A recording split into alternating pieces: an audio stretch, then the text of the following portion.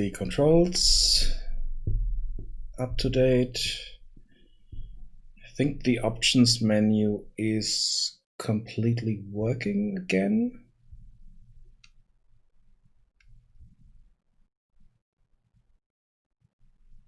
So that should be fine. Let's see.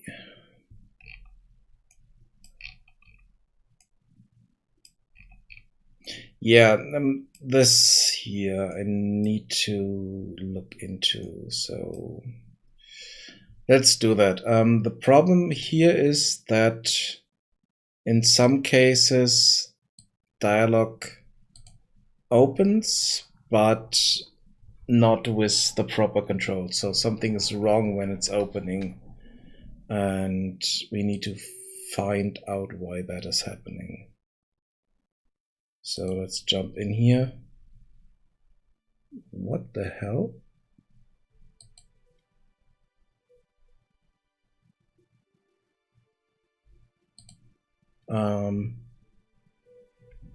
Okay.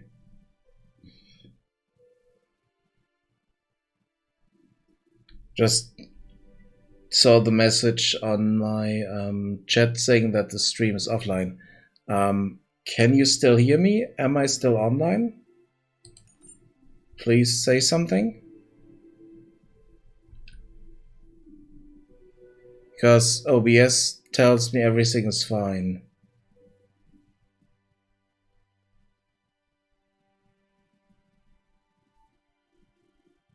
So, is the stream on? Anyone?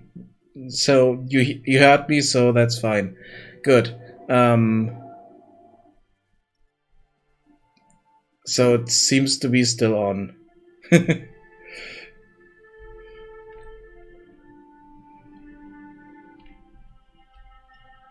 What the hell?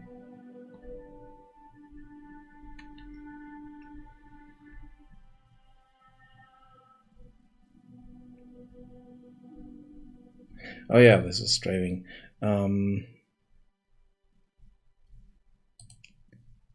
Yeah, okay, so if a character doesn't have a dialogue, this is happening. And we can't do anything now because we don't have game controls. But for some reason it also doesn't have other controls. So that I set up plus to close that again. And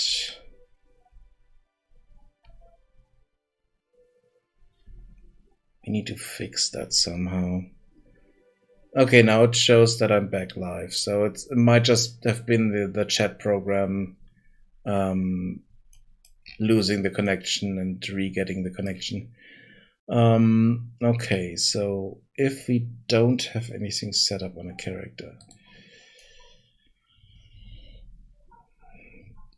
why is it not set up? Let's see. We need the AI in here so I can check. So we talk to her and she doesn't have a dialogue set up.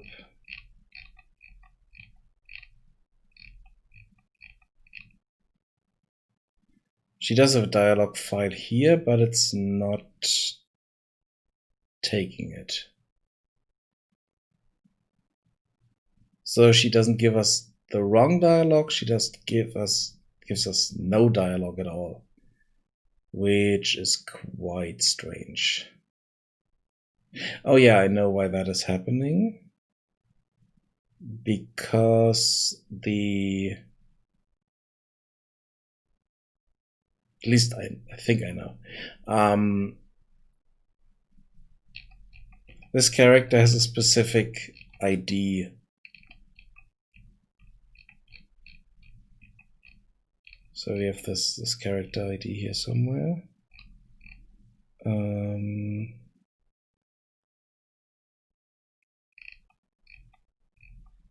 I can find that. Not physics, not collision.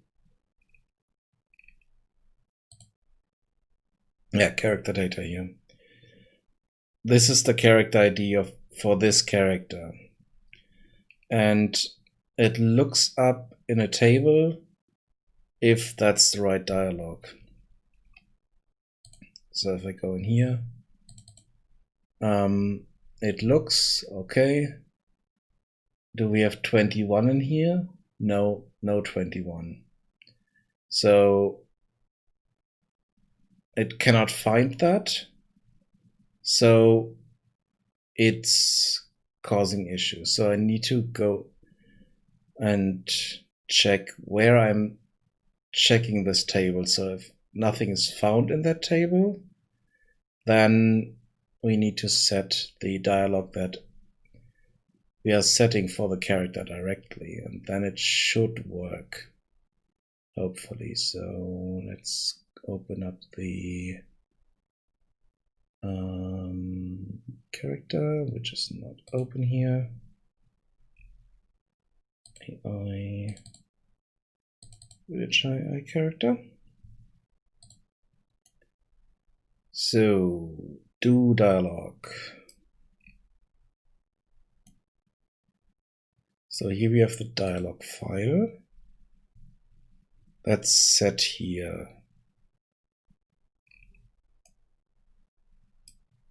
Let's find all the references to this dialogue file here. So we are setting it here. Get dialogue data. Good. So if it's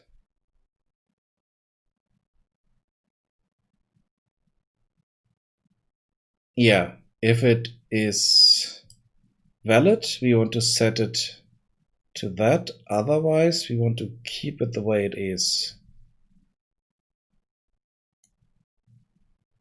So here we are going through the dialogue data table, through a list where all this is saved. This list here.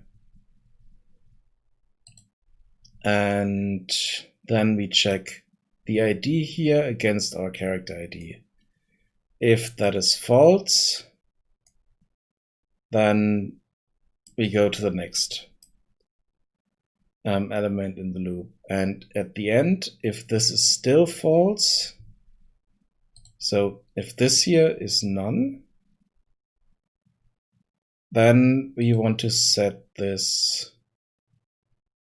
So if this is not none, so the problem is I have not, so I need to do this differently. So for some reason this is valid.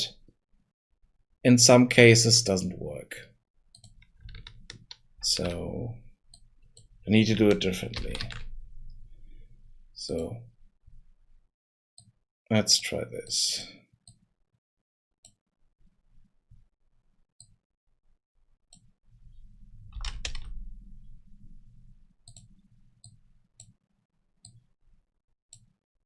So if this is not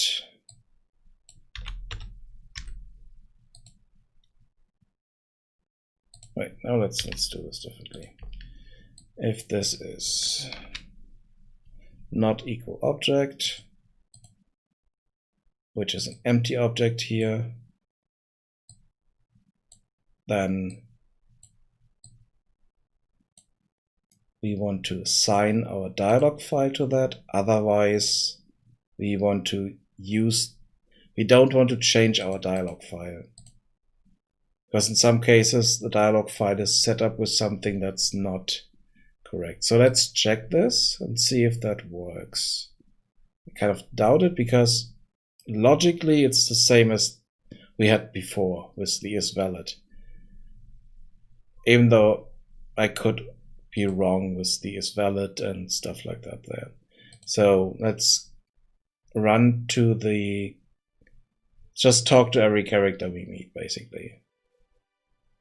See if the normal characters that had dialogue still have their dialogue, and the ones that didn't have dialogue, if they have dialogue now. So let's talk to you. Yes, okay, we have dialogue here. Nice. Exit, go. Good. he has dialogue because he was in the list. So that's fine. Let's run to the town and talk to the woman that we talked earlier to. So we also have dialogue for the guard here because she's also on the list. So let's run in here. She should have dialogue. Yeah, just a traveler. Thank you, good day to you. Good. That works.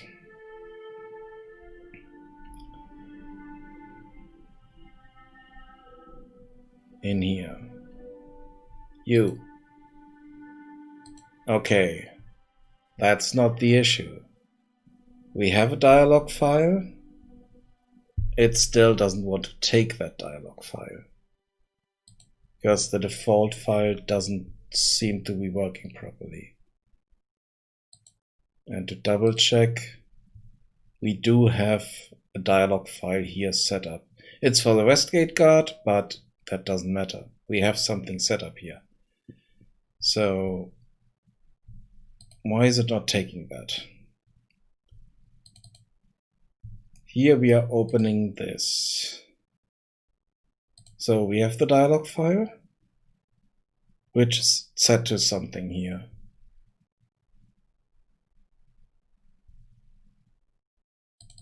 So if we go into this widget, what's happening there?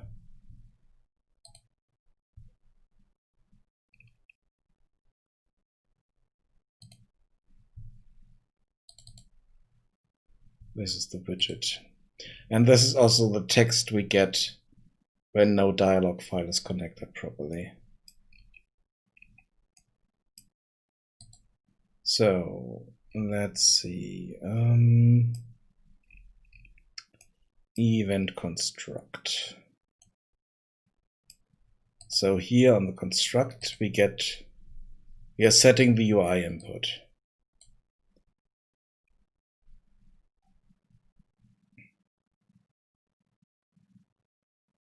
And that is not happening for some reason. And on this, we are just showing the mouse cursor. We set the input mode to UI only and say we are in a menu.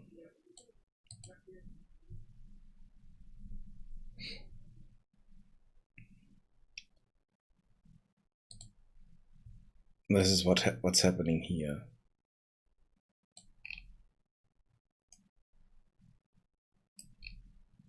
Then we take the dialog here and we are basically constructing that. This here, persistent outer to NPC reply, that's something that was created for the system that I'm using for the UI, for the dialog. I didn't create this. I had my own system at some point that didn't have the bug that I'm having here, but setting up dialog for that was a lot more annoying, let's call it that way.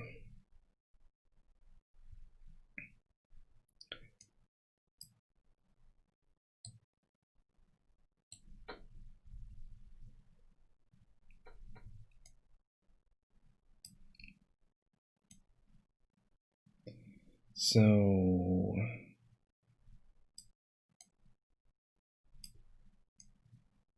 I mean, one thing that I could try to do is if we are opening up the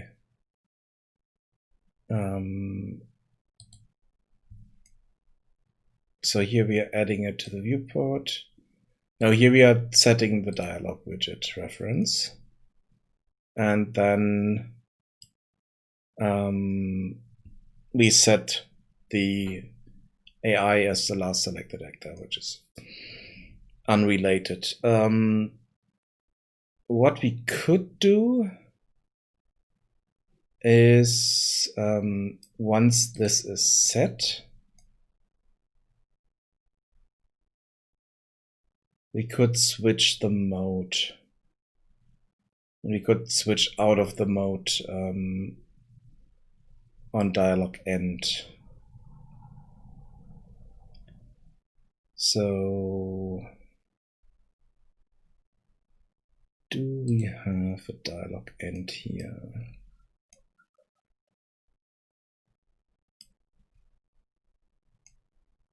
Yeah, we do have an on dialog end here.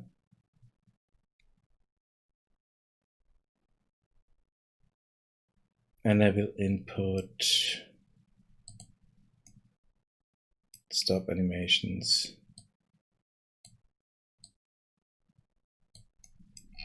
Do we have a dialog start? No.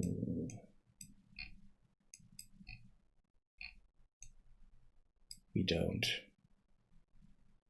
So basically we could call kind of a dialog start, set the input mode to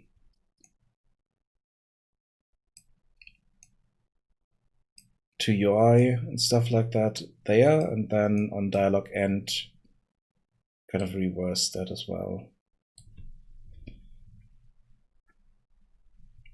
So let's have a look at that.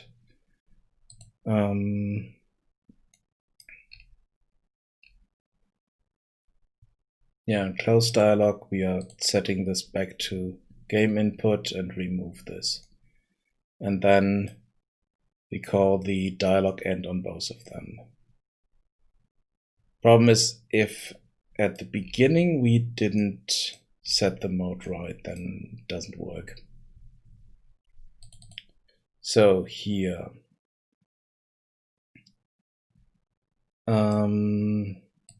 get owning player, show mouse cursor, and this one. So basically all this here.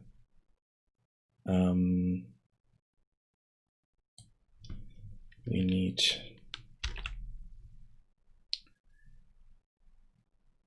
here. Let's create a custom event.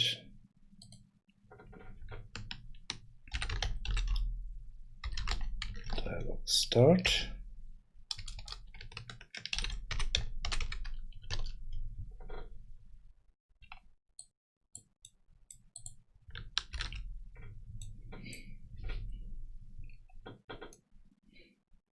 And then call this stuff here. So we want to set the dialog widget ref to be focused. And then we set in the menu, we don't need this call here. And this should be fine. So we need to call this one here when we start a dialog.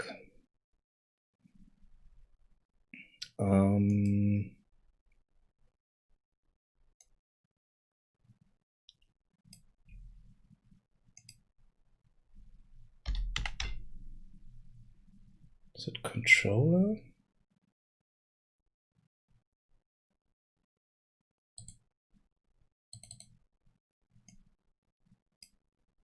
Set owning player. Gets a player controller. Okay, so that's player controller stuff. So we need to get the player controller here.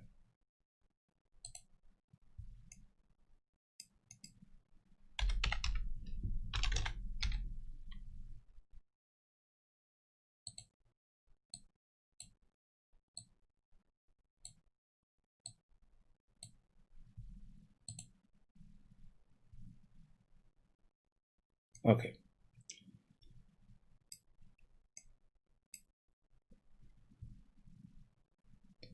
So here we are not just setting this, but after that we call start dialog.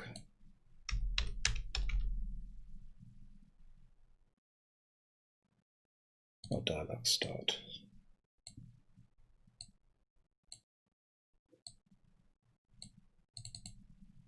Yeah.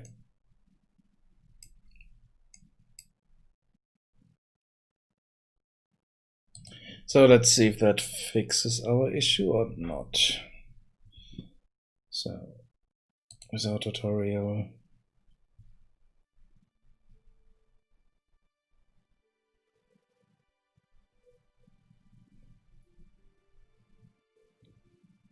One thing that I'm fearing that it could cause even more issues, but let's see. So let's talk to you.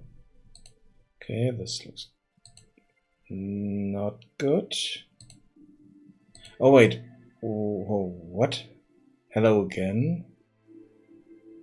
No. We haven't talked to you yet. So that's not good.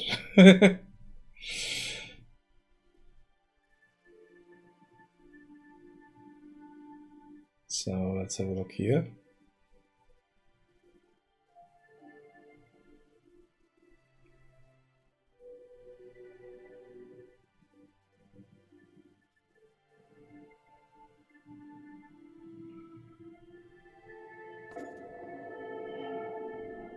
You? For some reason it thinks that we already talked to people, which is not a good thing.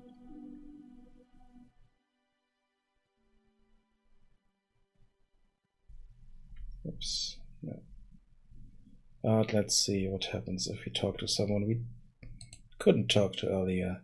Nothing changes.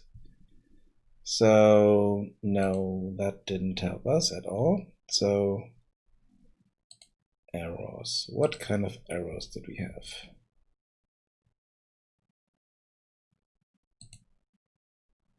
Expect the whether player controller is player controller target. What?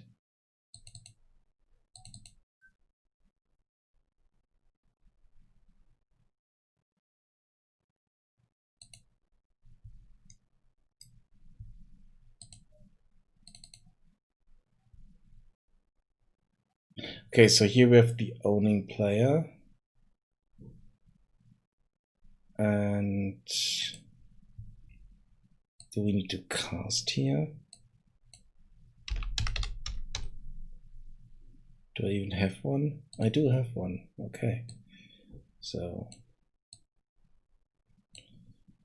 we do have the player controller here. So let's push that there. There. Umpire. Let's see if that's better.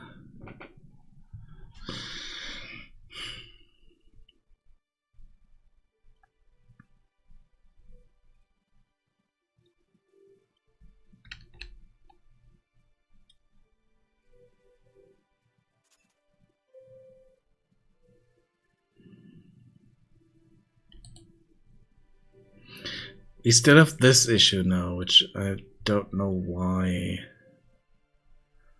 So let's see.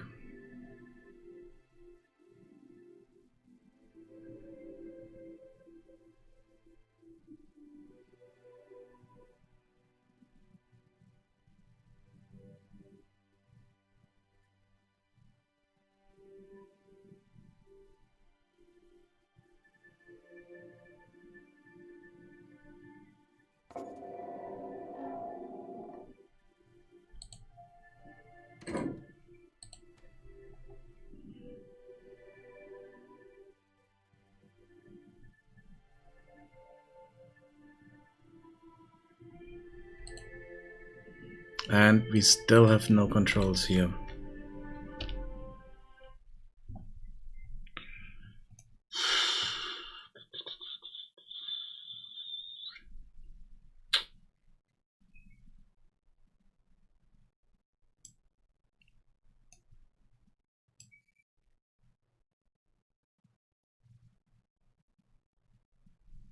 Let's try something different here. Let's change the order.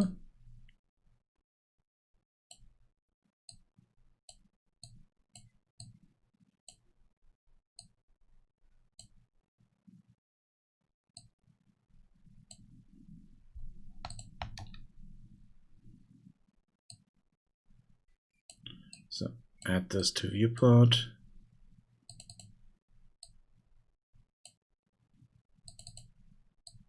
Set up the reference. Start the dialog. Do this stuff.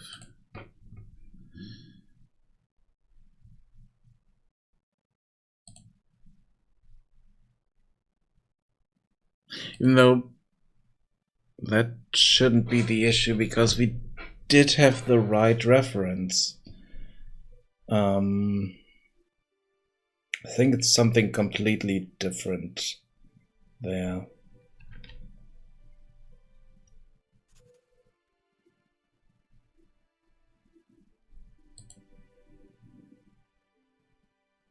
Yeah, so now we have the right dialogue because we haven't talked to this guy before. And let's see what's happening if we do hit someone that we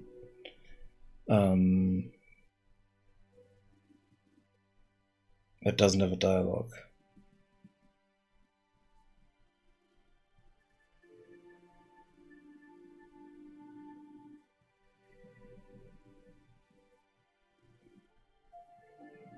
So basically, did anything change?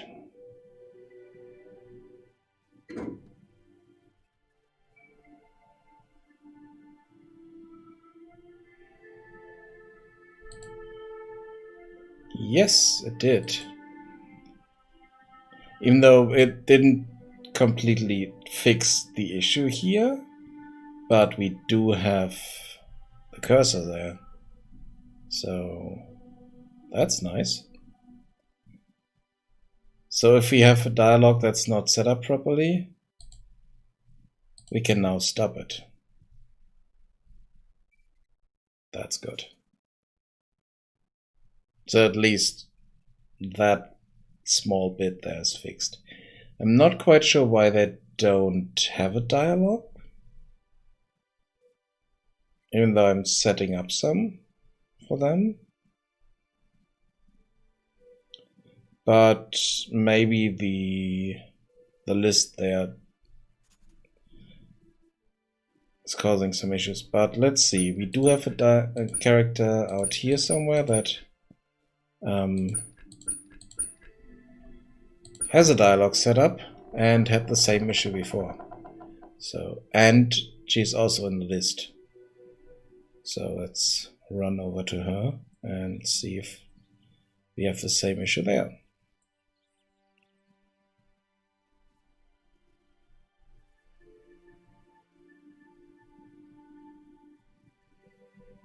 Let's run up here.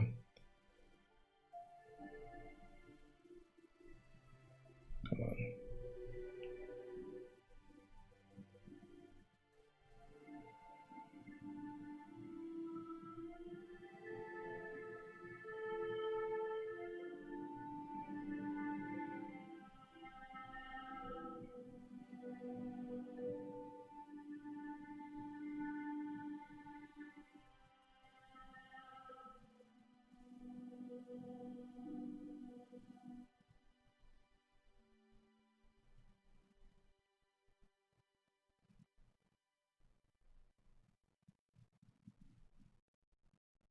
So we should hit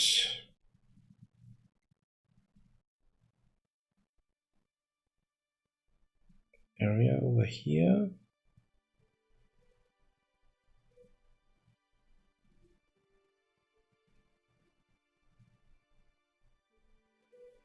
Yeah.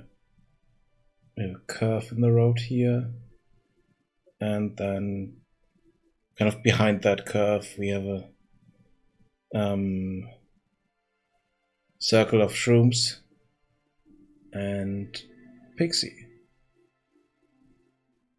here we go.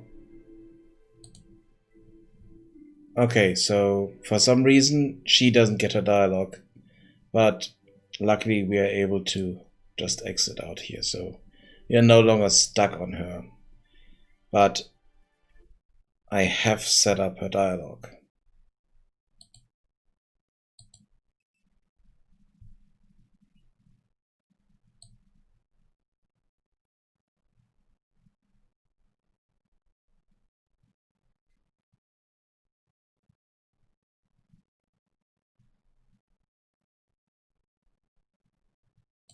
Access none.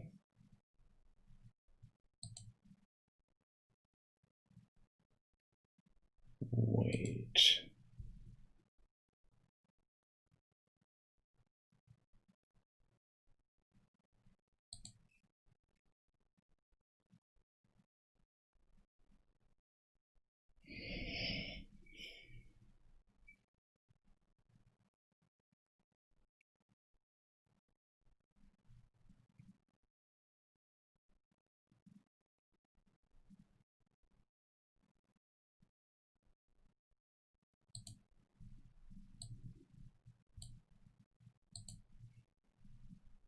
Okay, so the in dialogue is none for some reason.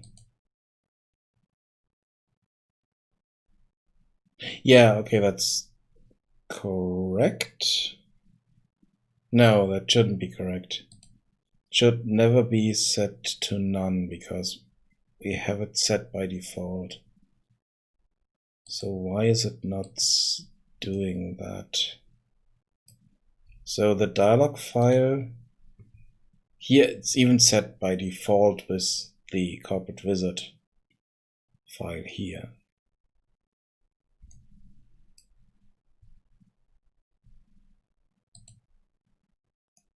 So if we are going through this to set this file, it should only be set to something if this is not none. Otherwise,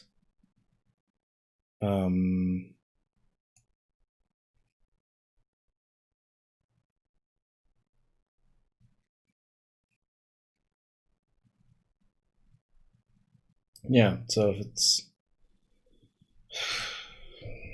same issue here again. How do I check if this is not set? So how do I check this is none? I have tried it with is valid. I have tried it this way. It doesn't filter it. Doesn't find that it's none.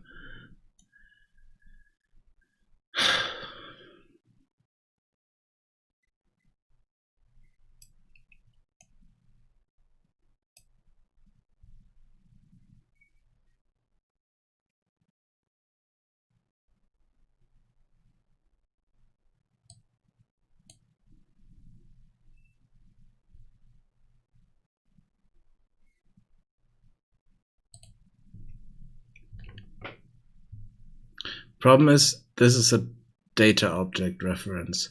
So it's a custom data file. And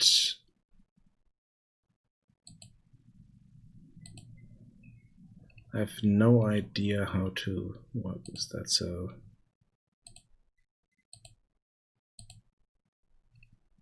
instruction system, no.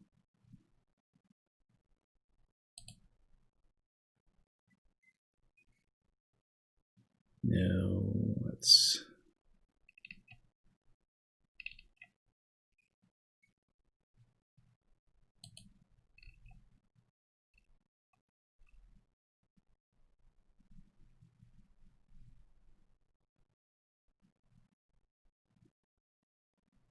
Yeah, I thought I could use the is valid, but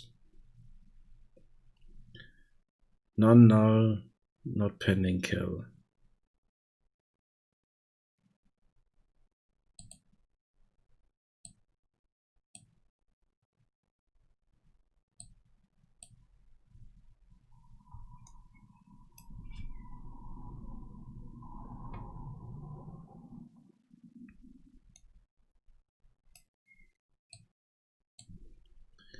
but I have used this one before. And this is basically just that.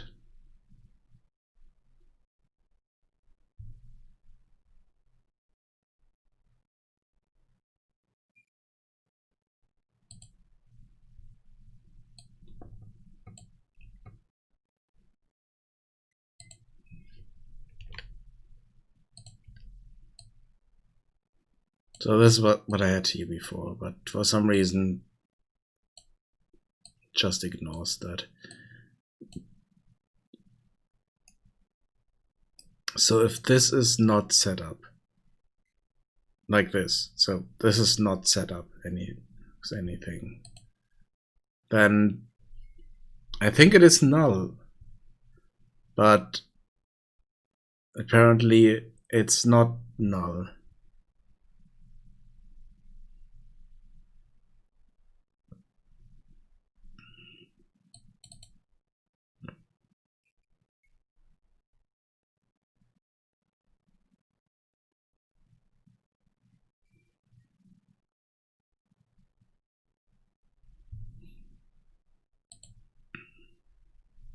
So let's try this again.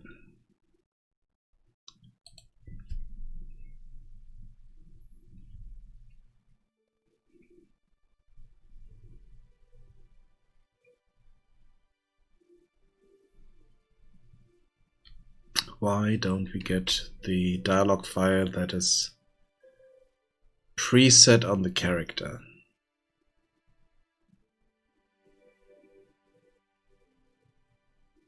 That's really strange.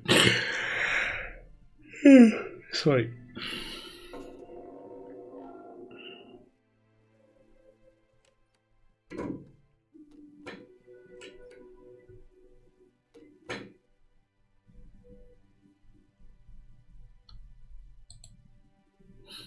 Yeah.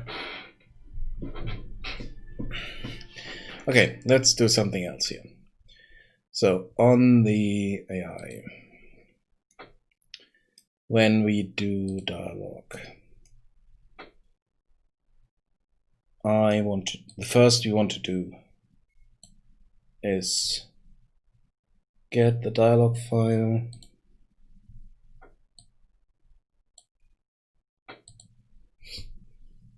and get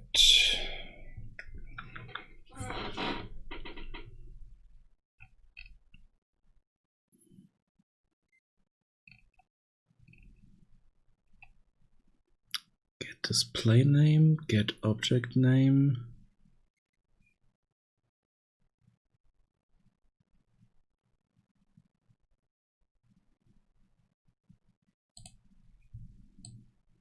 Let's see.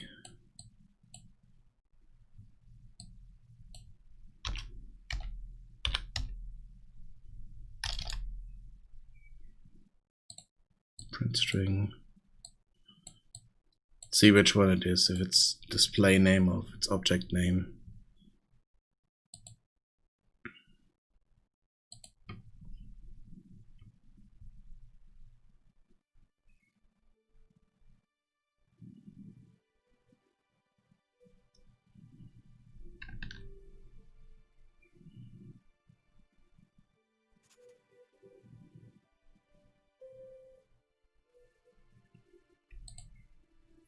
Okay, so it's the old man here.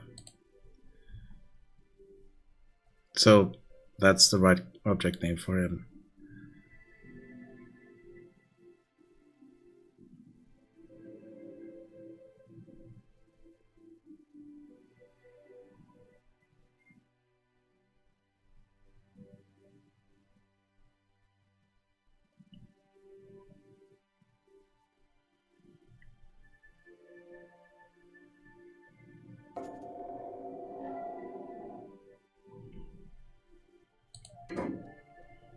Westgate guard.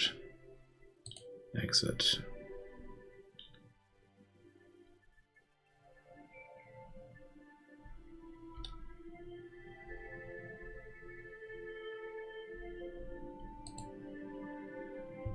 Westgate Guard. Okay, why is it not showing me the right dialogue here?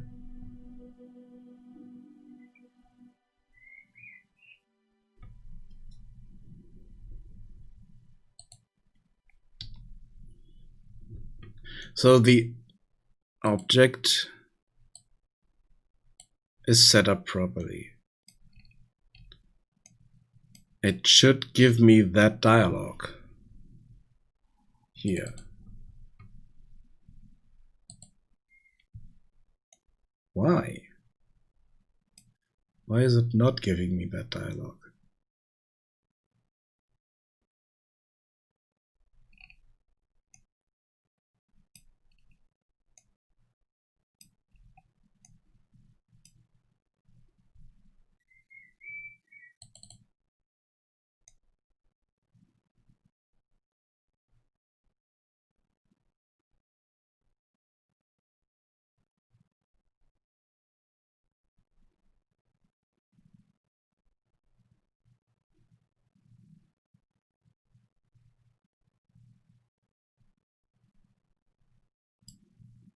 Two events.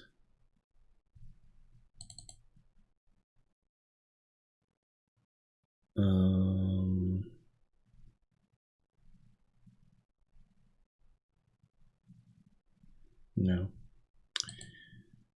We don't have access to that.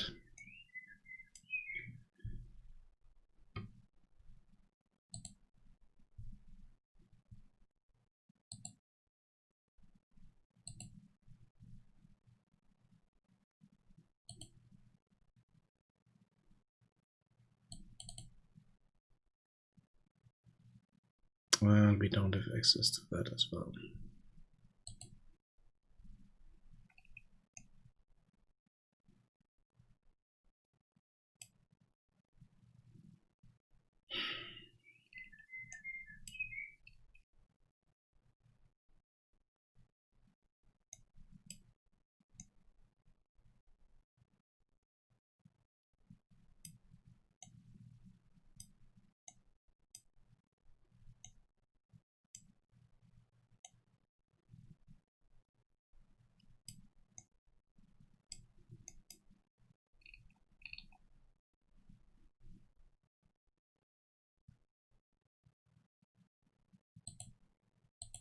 So I don't have anything about who the NPC is.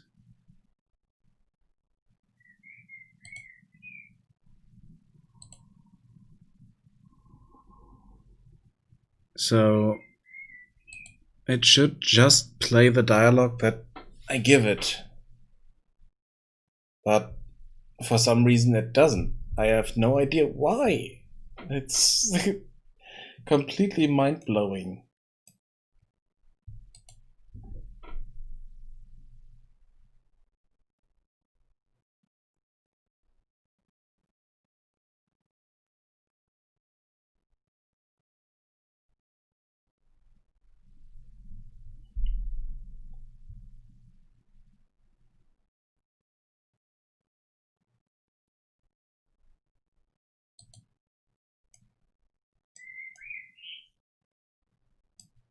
So this is not now. So that should show us something.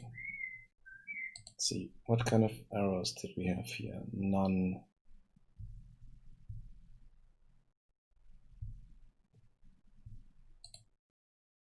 I can close those. Don't need this.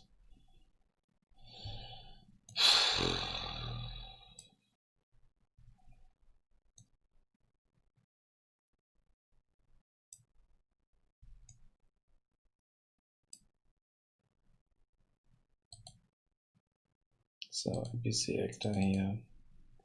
Let's just check for the NPC actor.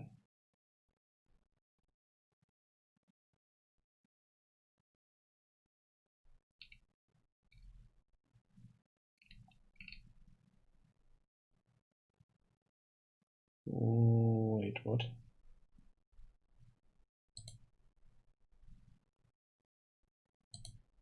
So we get the demo dialog.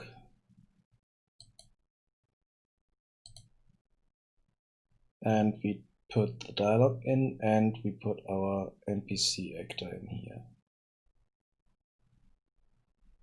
So the NPC actor should be a variable on this.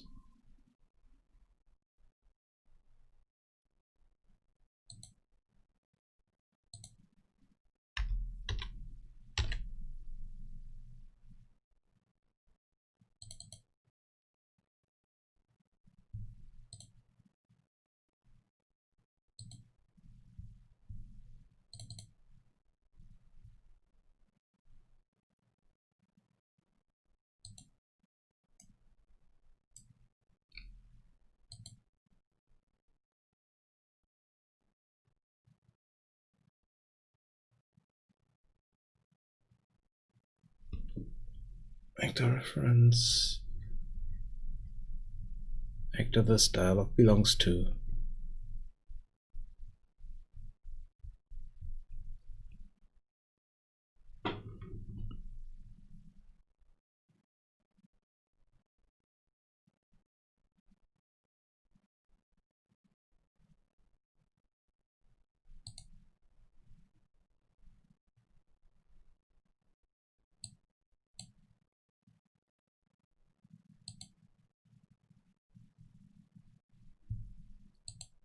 What?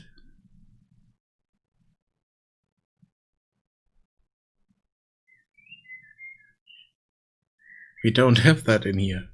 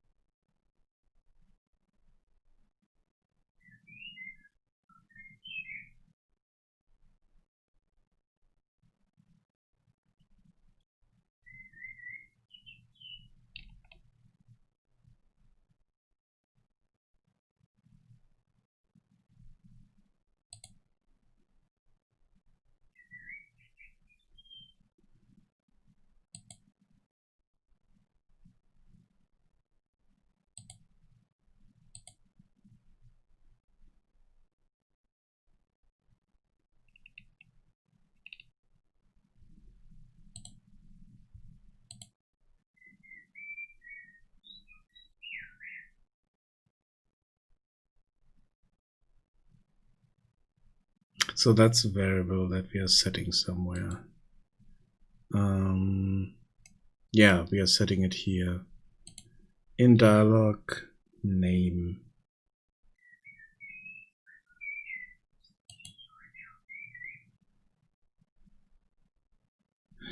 Wait.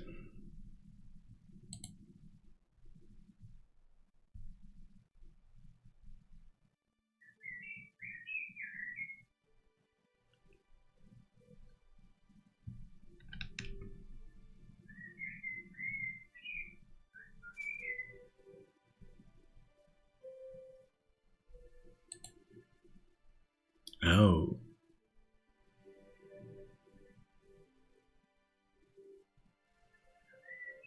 So this is not even used.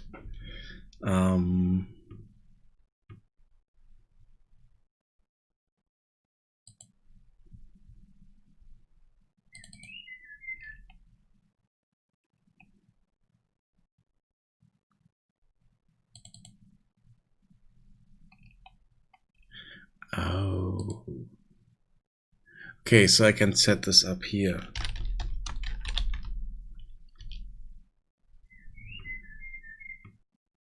That's the name there.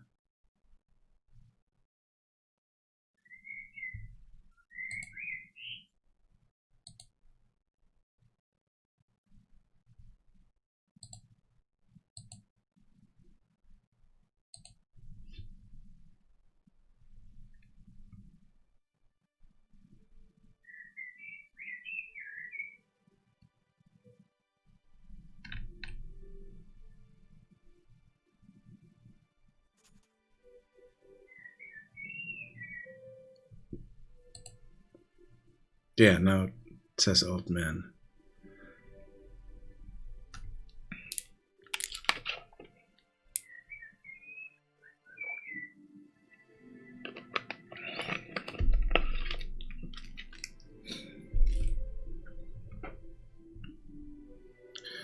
So I don't like that. I need to change that.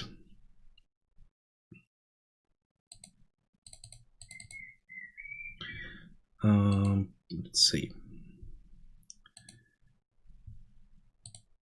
Here. The problem is, at the beginning, I have no idea what their names are.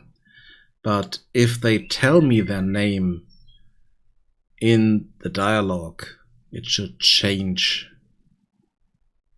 when we talk to them later. And for that, I'm changing their name. So I don't want this to be the name from the dialogue. I want this to be the name from the character. So I do want to have a character reference here.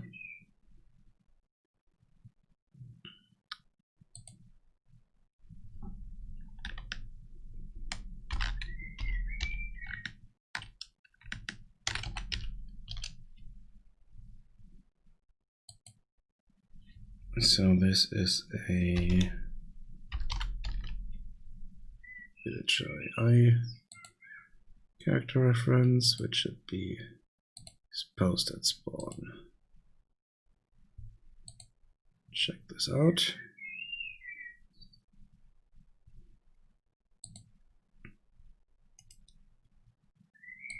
Refresh the node. NPC ref. I have no idea what the NPC actor is doing here.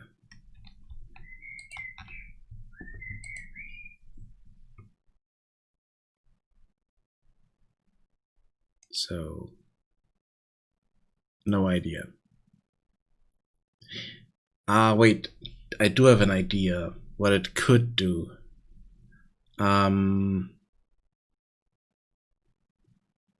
But I'm not sure why this is not exposed somewhere. So that's the actor the dialogue belongs to. And I think it's used for an audio source. So that the audio source knows, okay, play that sound file in that spot. I think that's what it is, but I haven't done any. There's no audio set up here at all, so let's just keep it connected. But this way we have, in here we do have the NPC reference now. And we should be able to get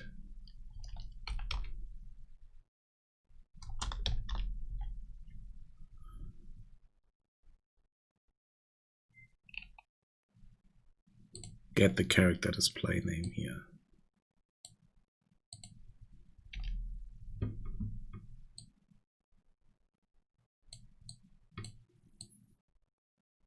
That way I don't need to set it up in every dialogue. It just gets this from the NPC reference.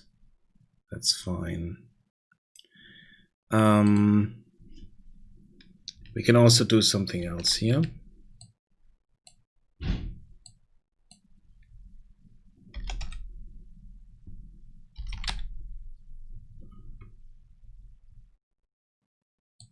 You can get the dialog file here.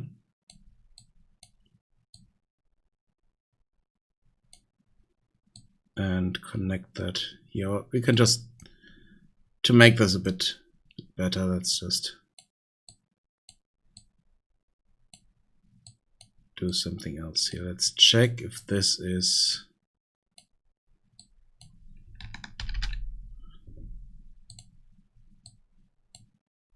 equal to this one.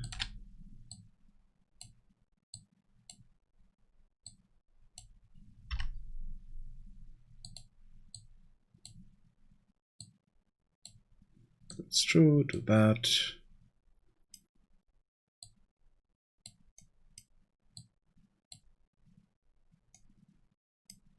If false, then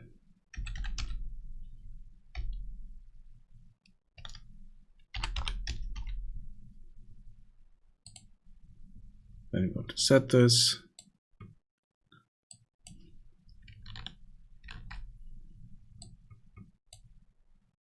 Is that, and then call the rest here.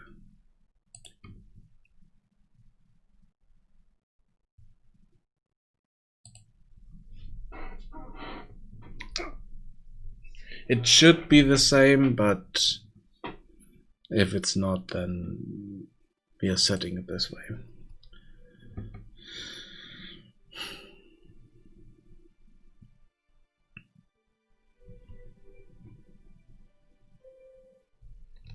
So let's check it on a character that is properly set up. See if anything changed. Nope, that's good. Wait, what did we have for his thing? Okay, so he's just called an NPC. It's not that good, but I need to change it for each character then. So that's an old man, that's a guard, and stuff like that, so...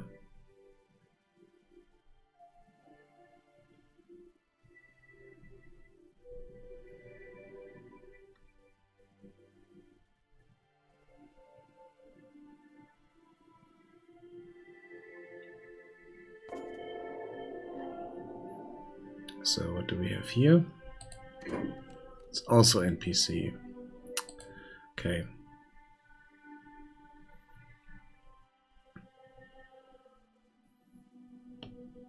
So, what's happening here? Damn it!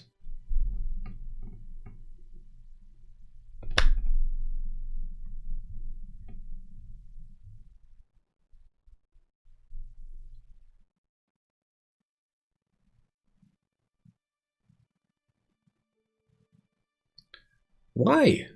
Why is that happening?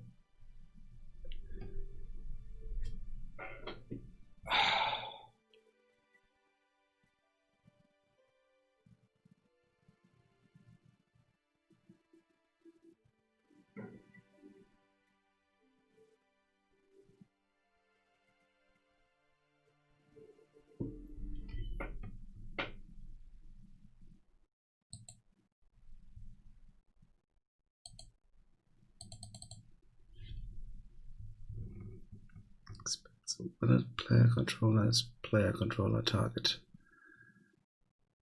Set input mode game only. Wait, game only?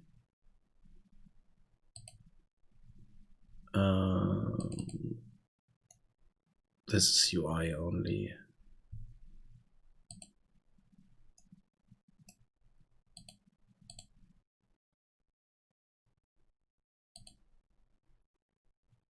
Get owning player.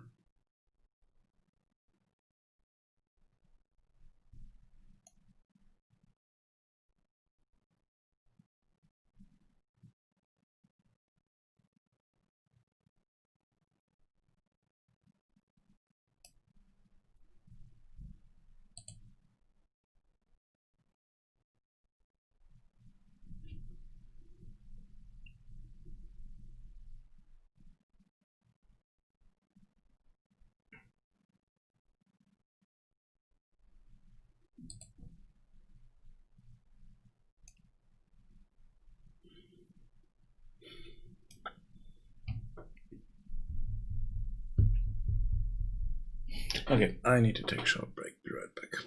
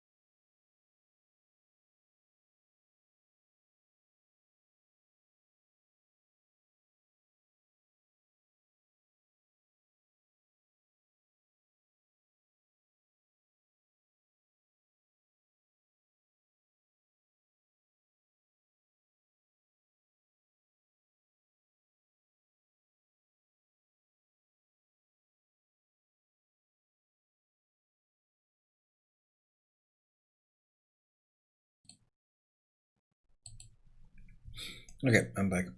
Let's see. I just had the idea of maybe using this name here, but then I need to check if I can change this variable here on the dialog somehow. So if I have an event for that.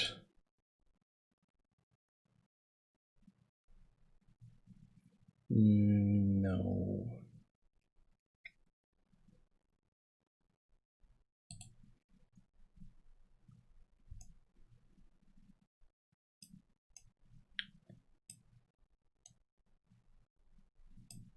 Even though I haven't set up this part yet, so.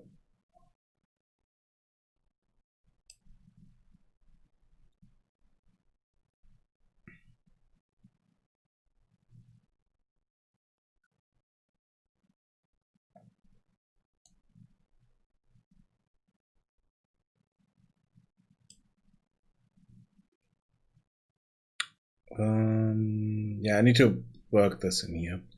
So one thing that I always disliked not dislike, I found it more funny than dislike, was the fact that you talk to someone you haven't seen before in an area you haven't been before, and you know their name. It happened in a lot of games. You just had the name for characters that you just met, and I kind of like it so that the characters just have a descriptive name first, and once you talk to them a bit and they tell you something about them, maybe their name, you know the name, or you can ask for the name, what's your name, and they will tell you.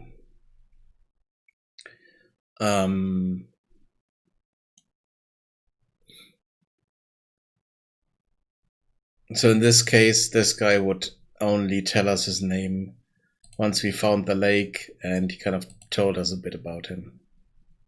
And then we can go in here and maybe we can ask him, what's your name? And then we can change the name. I haven't set this up yet. I want this in there, but I have neglected dialogue writing for way too long. So I need to sit down and write a lot of dialogue for this game. Because it's a story-driven game, so there need to be a lot more dialogue. But for that, the dialogue needs to work properly. That's the other thing. And if it's not showing up, then that's horrible. So in this case, it's still not showing up. I have no idea why, even though we are setting the dialog file to the one that is here, and it's not taking it. So I have no idea why. This really doesn't make sense to me.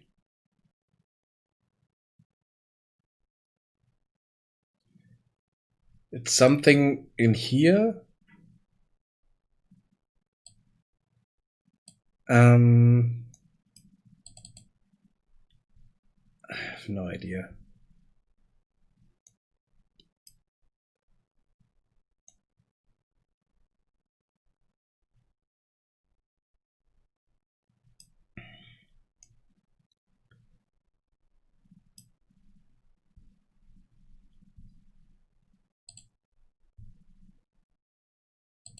Do events, run event for node. On that node, that's fine. So here we're getting the first node to NPC reply, then we construct that. But why?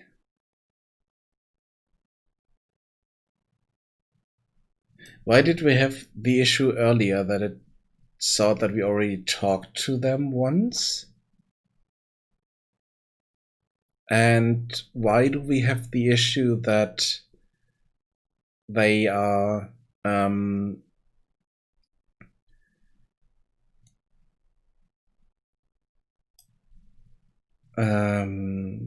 they're not displaying the right dialogue, even though I set up a dialogue file on the character.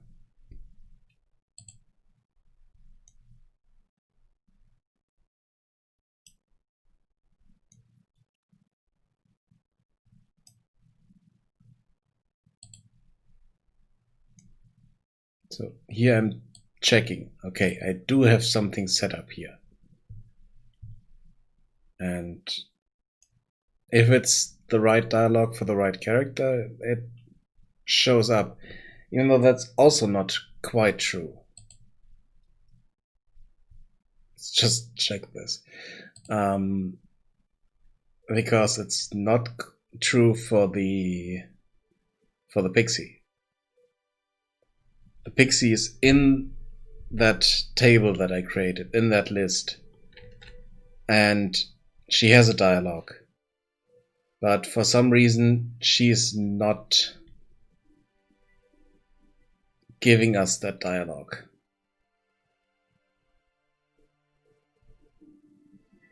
And that makes me think that the dialogue plugin has a bug somewhere.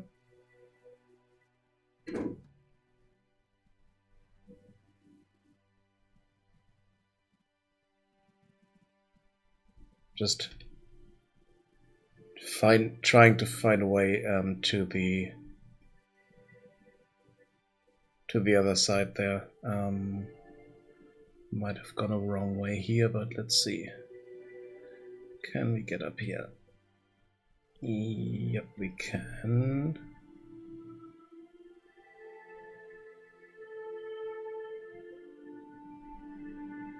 Okay, we might not get up there.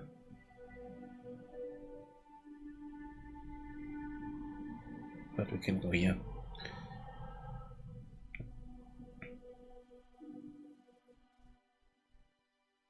That was the first time that I noticed that, when I kind of had the issue with the Pixie, and that's some versions ago that we had that issue. And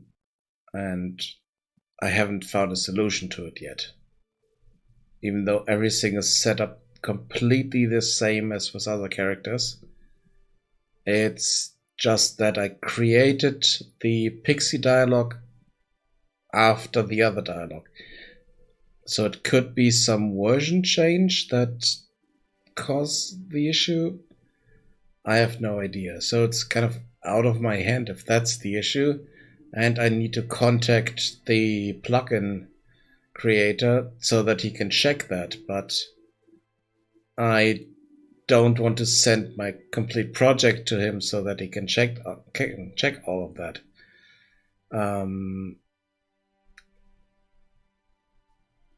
Maybe I need to look into that, but it's really strange, and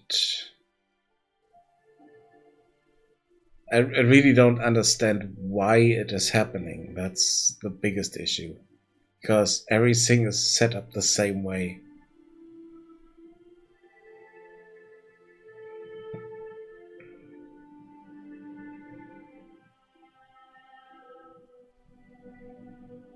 So we should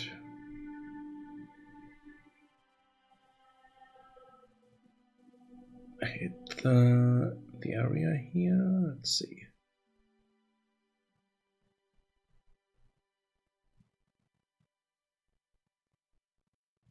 Should hit the road. Yeah, here we have the road. And that's the curve here. Okay, good. Oh, I just saw something that the strafe is. That's why it felt so strange. It's flipped. I need to fix that. Yeah, we don't get the right dialogue for her.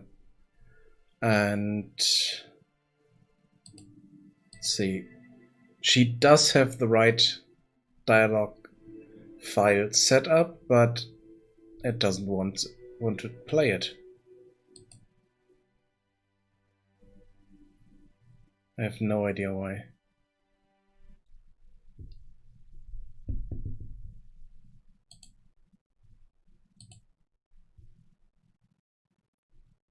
Blackboard. Set value as object. Scene actor. Okay, that's unrelated. So why the hell does this not work?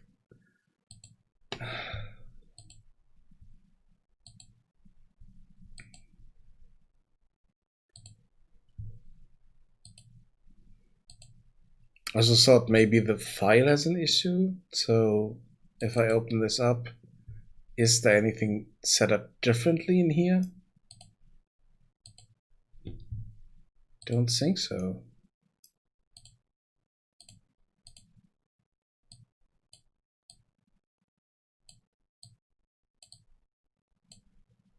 Okay, we do have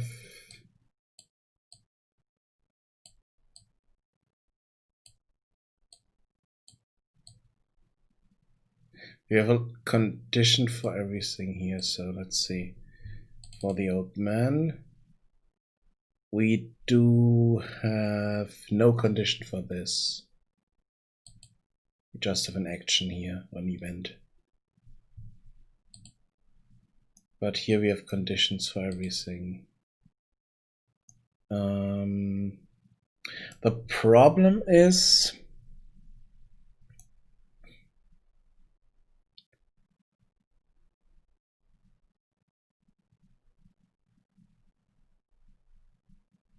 yeah, I'm not quite sure why I'm doing that, to be honest.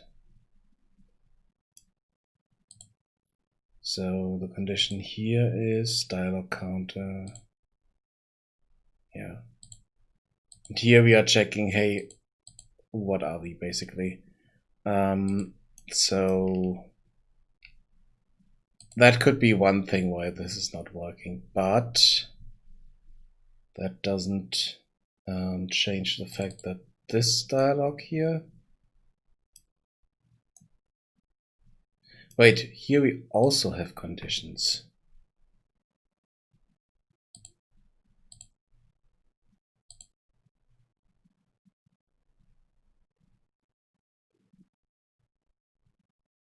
Oh.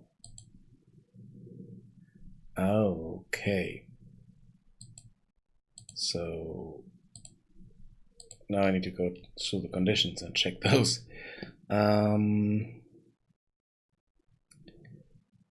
The event.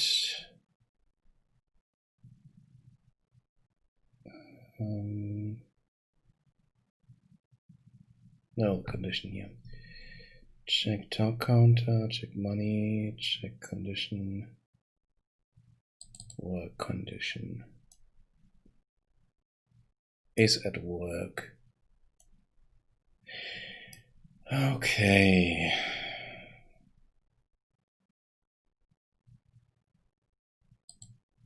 I think that might be the issue. So I'm setting up a lot of things, but the conditions are not right.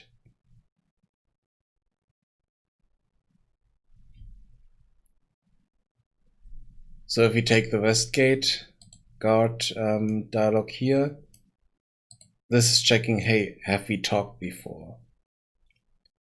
And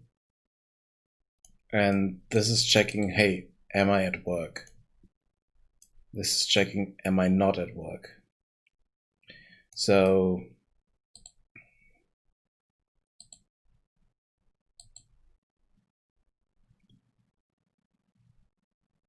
and it's also checking, hey, have we talked before?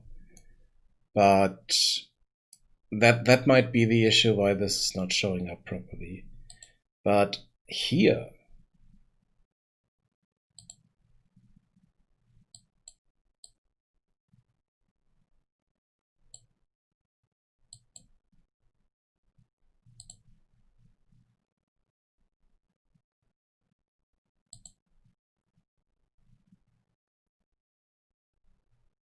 Okay, I think these are not set up properly.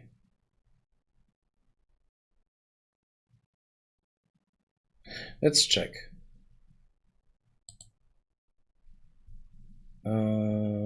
Conditions. Where are they? Component.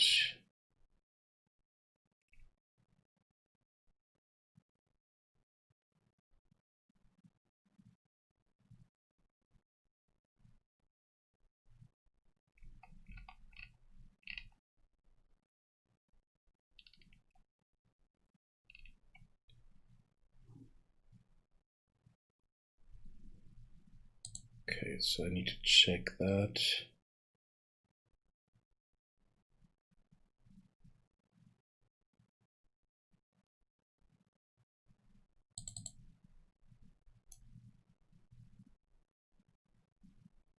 Okay, so we are checking the game mode and we are checking the conditions here. Okay, I know. It's completely unrelated to everything else. Okay. Damn it. Okay. So we have the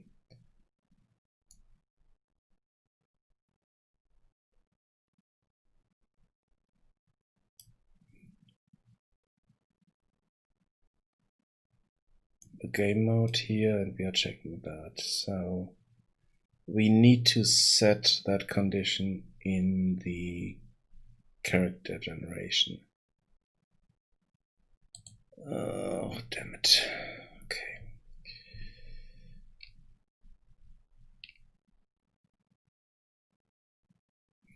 And here, she's not at work, so if she's using someone's dialogue that checks, hey, are we at work?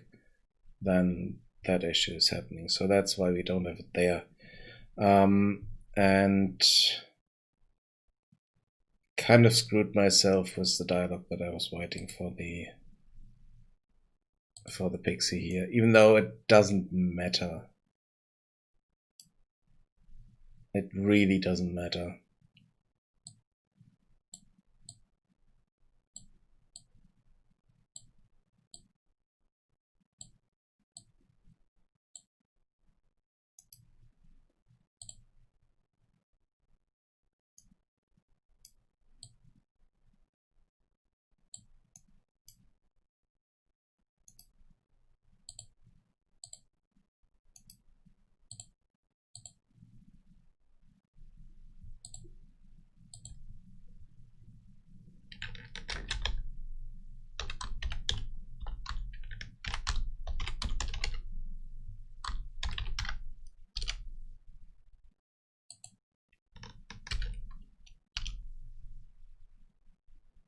So here we have one dialogue without any conditions, even though we do have different conditions here. That talk counter condition I can put in there. But that shouldn't cause any issues. So we check, hey, we haven't talked before. That's happening. Otherwise, we get this.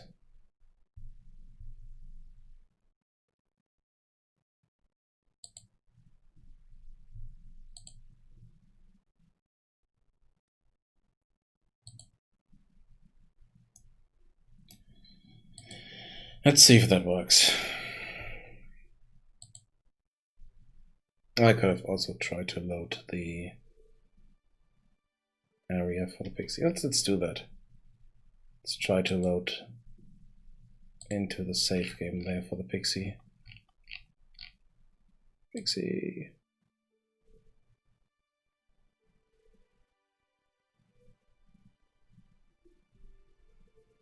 And then I need to make sure that I'm setting all those so that I can test that.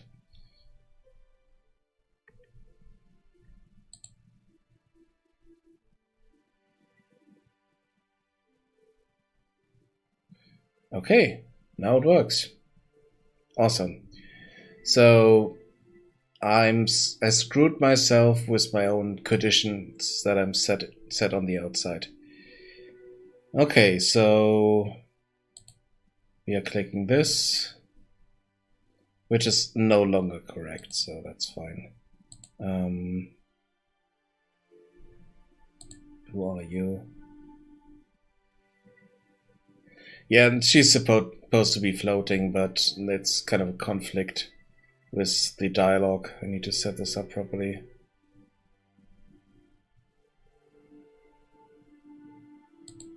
Okay.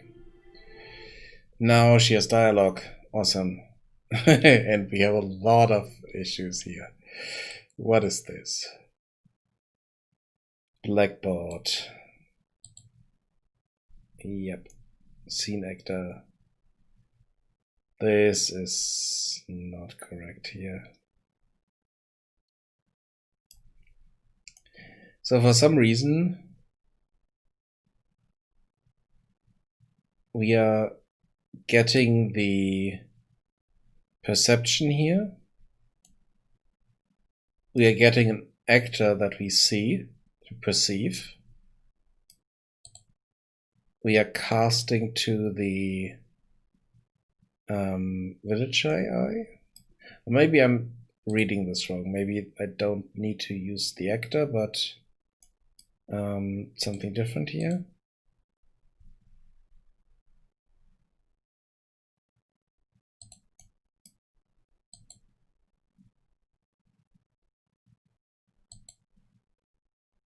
So maybe the actor here is not the correct thing. Not the perceived actor, but something else. I'm not sure. So for some reason this is set to now. So let's just do the always is valid thing in here. No, that's the wrong one. I want the combined one.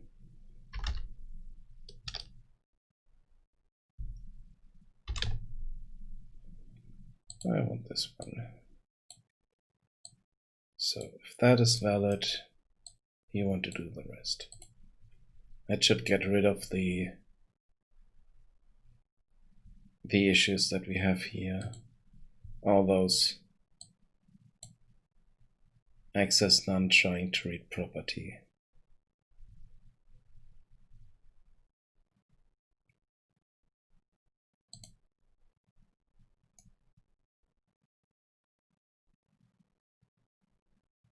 Even though, no, this is none.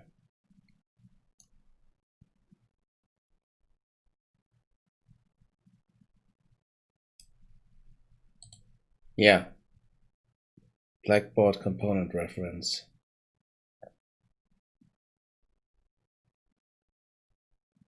Why?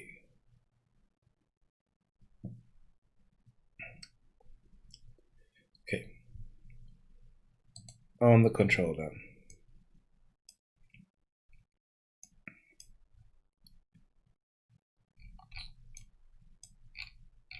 On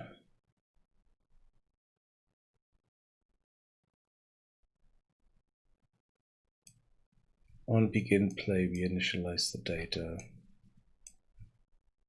On possess, we initialize the data. With that, we are setting this value here.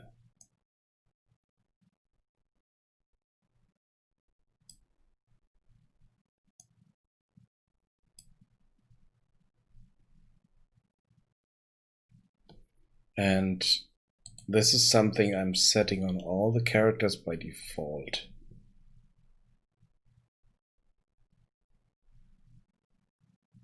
Because at some point I wanted to change those, but I might just set them to be something else so that we don't need to call them every time. So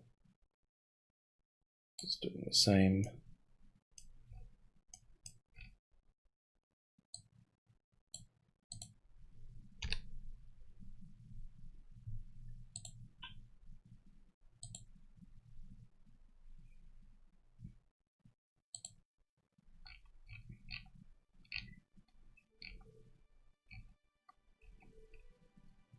So fire up this Pixie. Is that working?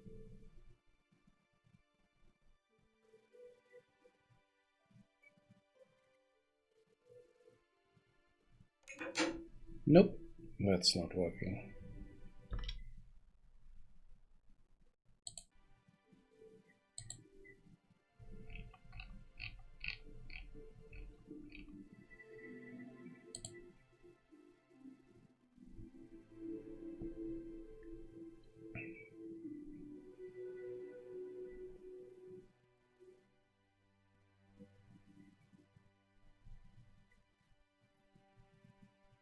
Oh no, that didn't work at all.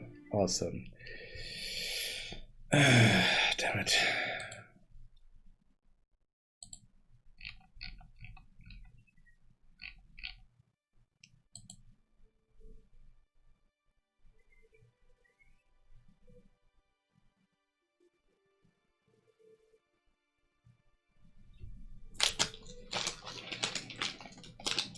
Now it worked.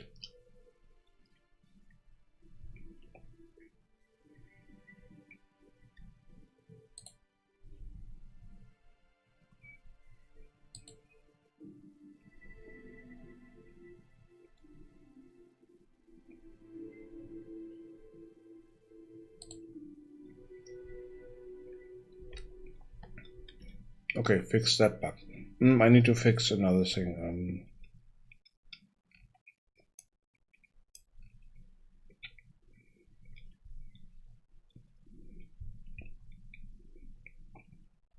I think I screwed up something on the settings here.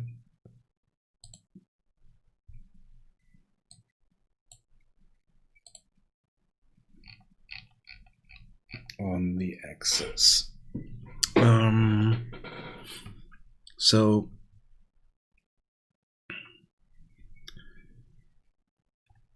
yeah, this needs to be -1. So here we want D.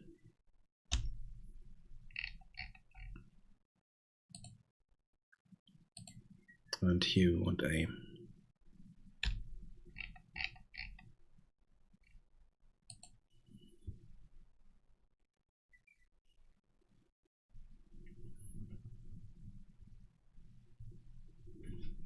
Yeah, I screwed those up.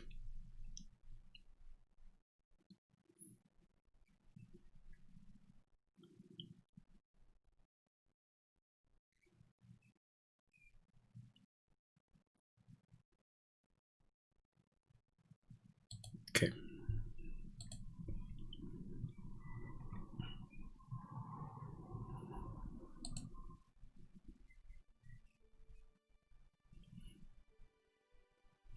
Yeah, but now let's see.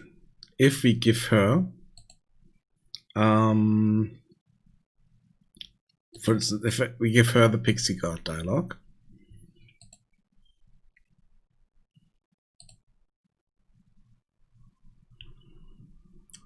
then she should have the Pixie Guard dialog working now.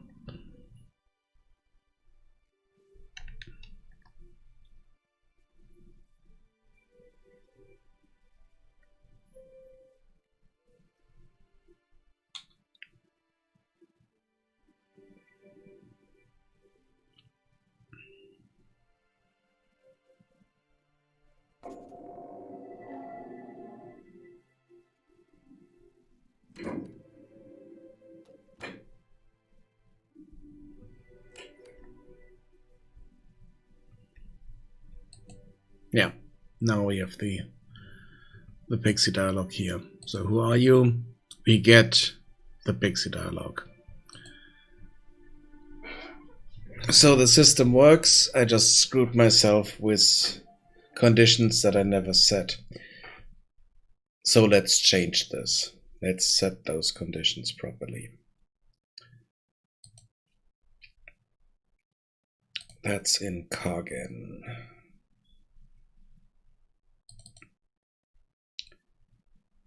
If we change the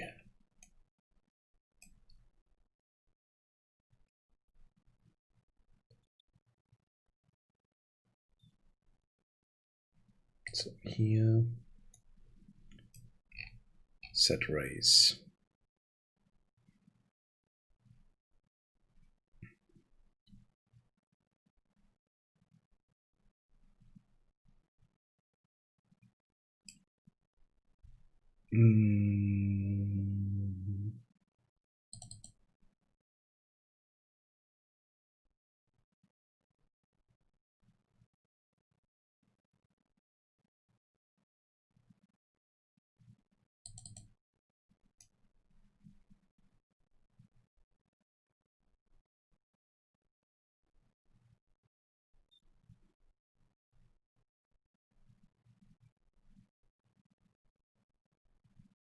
We could do this here.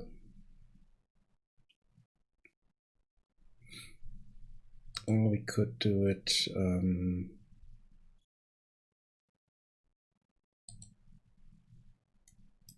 in here. Wait, okay, so here we are setting the condition for the gender. Here we are doing that. So let's copy that and let's do that for the race as well.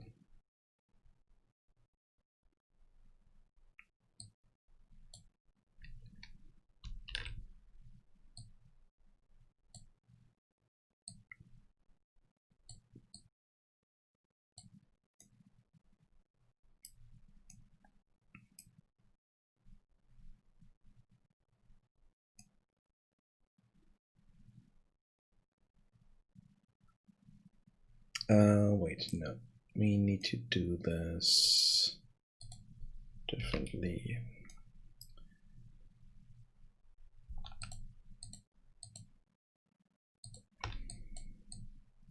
So this needs to happen after that.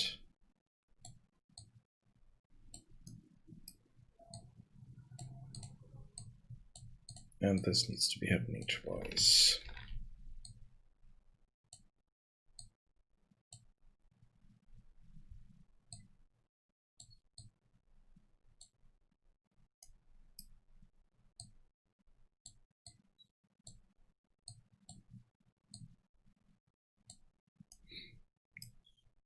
Then we update the car. Okay, so here we are setting the race to human.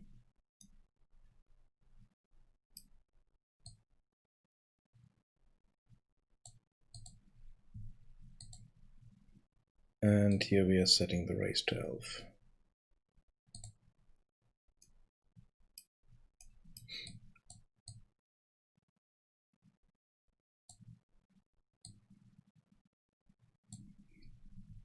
And now we have this.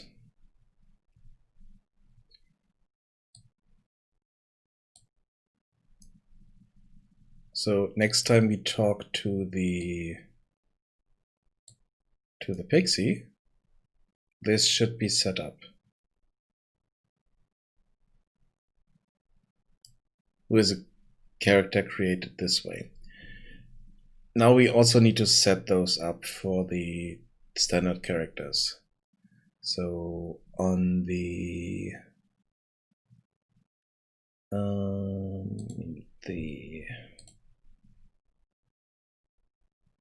background select this one here. So if you start with a predefined character.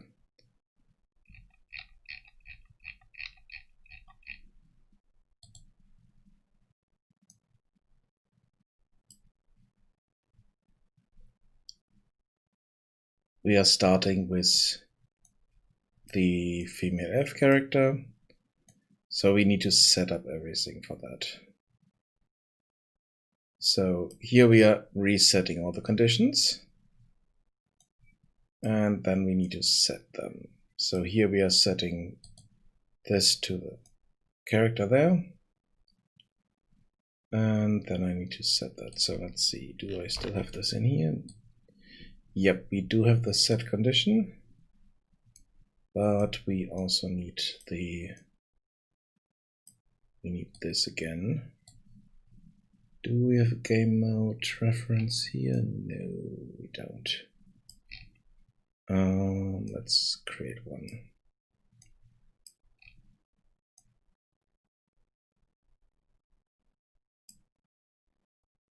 Game instance, player character. Yeah, let's do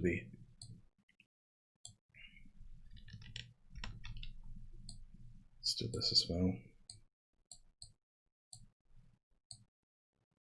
Even though we only need the condition list here, so as we call that once or twice, so it's fine. At least let's see. Do we do casting a lot here? No. I think it's only this one. So that should be fine.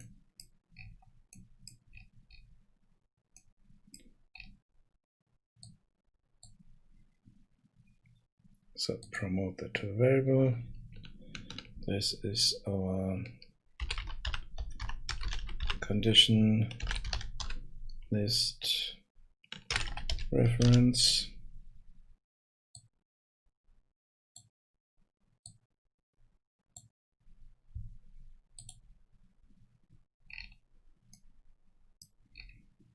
Down here we don't need to cast again. So this will be a lot shorter here.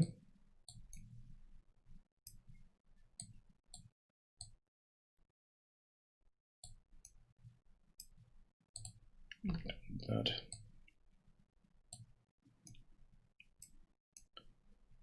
This is the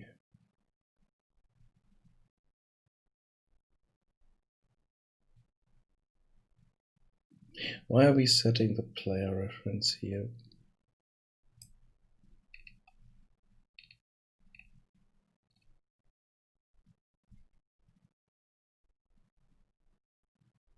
Wait, what? Yeah, here we are setting the player reference, and that's the event construct. So we don't need this down here.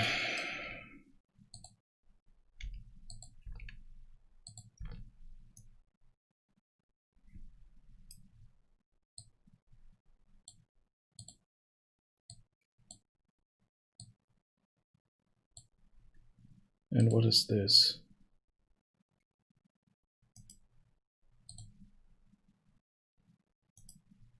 Something we don't need.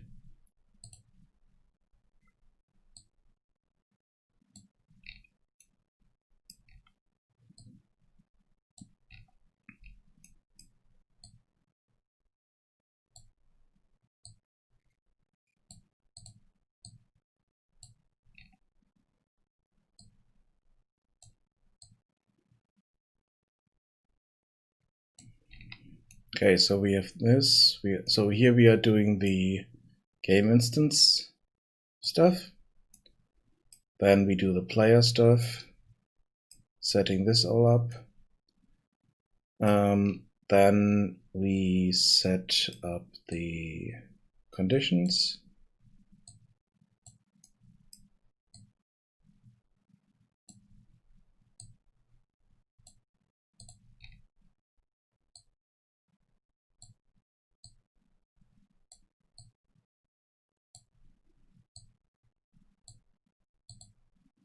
So we are female here.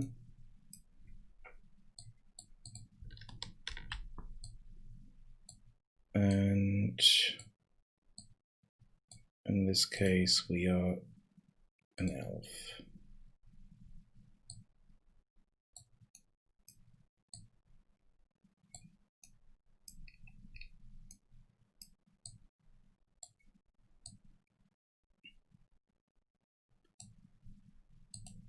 Okay, that's happening there. then we need to do the same on the main menu.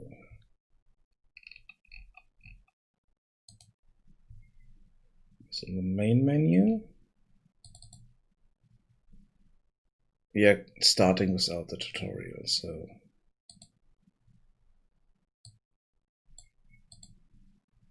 here we are doing the same. So we get the, why are we getting the player there again? Okay, so new game init, save game.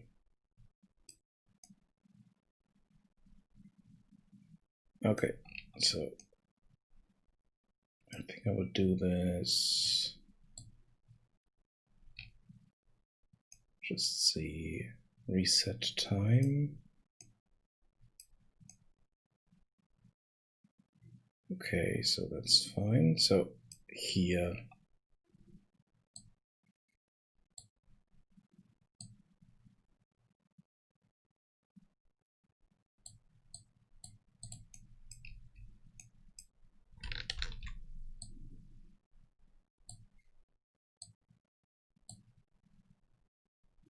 so for this we need to cast to that and get the game mode. But we also need to get the game mode here, so we might also want to put that in a variable. No, yeah, let's just do this here.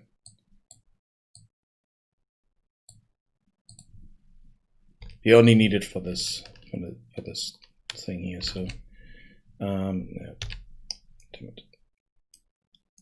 I wanted the game mode cast here.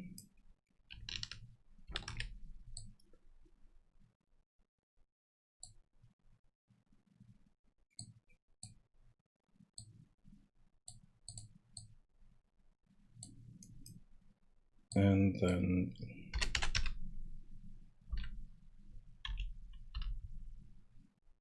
get the condition list component.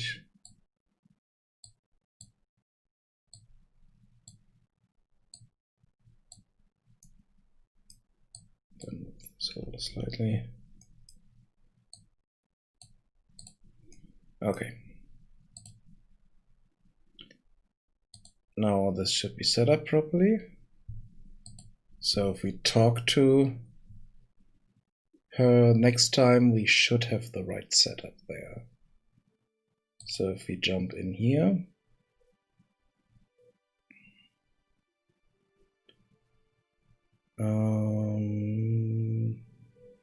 yes, I think she's greeting us with interesting, you are this and this, what do you want?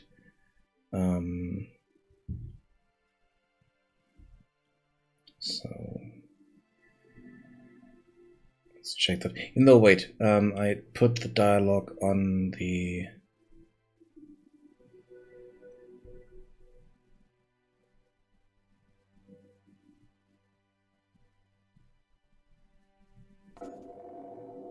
barmaid in here, so it should be easier to check there. Yeah, now the strafing also works. Good. Female elf, what can I do for you? Okay, awesome. So that works. Exit that. Start the game. Create a different character. Customize character. Test. Start game. Okay, now we need to run through this.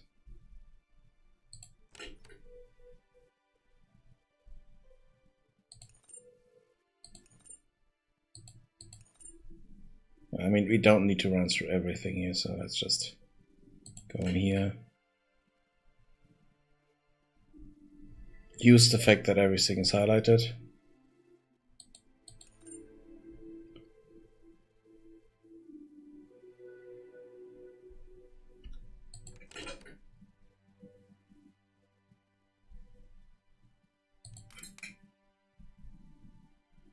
Okay, something's not looking nice here.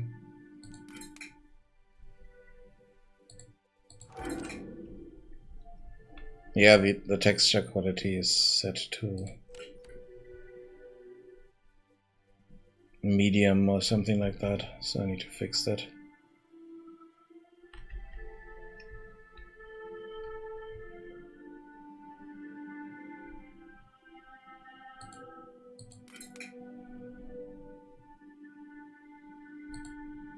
Yay! Let's get this over with.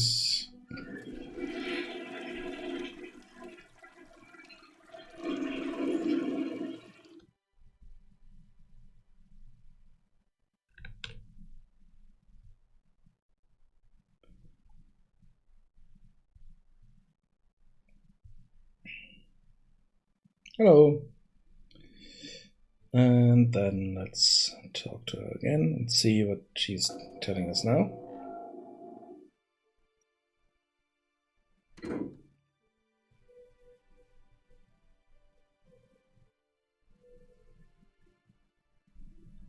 So, what can I do for you? So, now something wasn't really set. Oh yeah, I know why. Because we didn't set up this part correctly. So I also need to run back into the character generation overlay and set up those presets.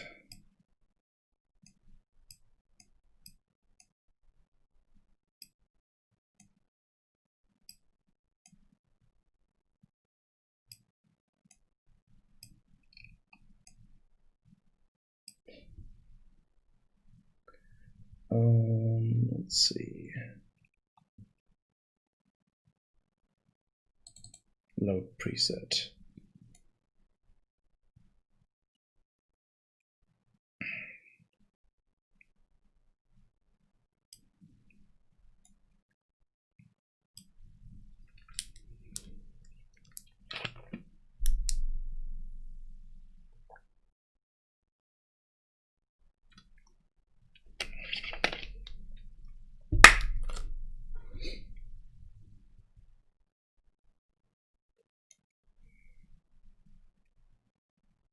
No, that's not the load presets. I thought that was here.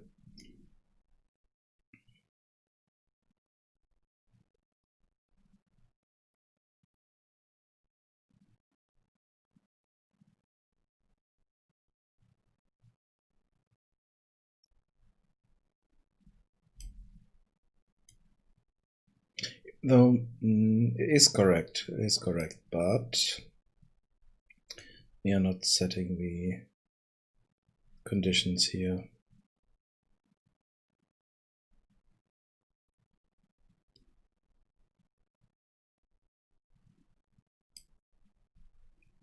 So we need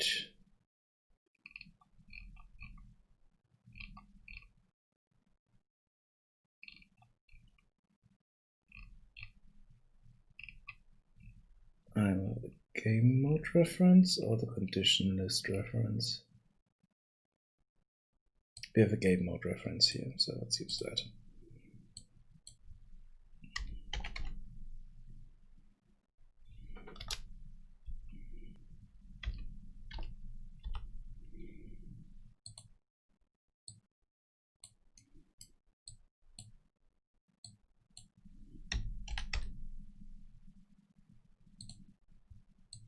So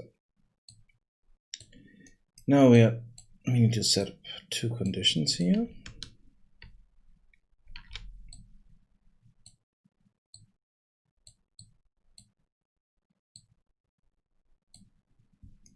And we need to take the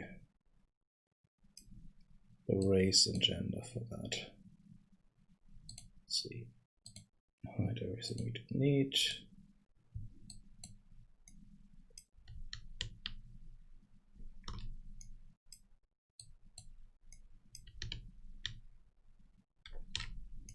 Okay.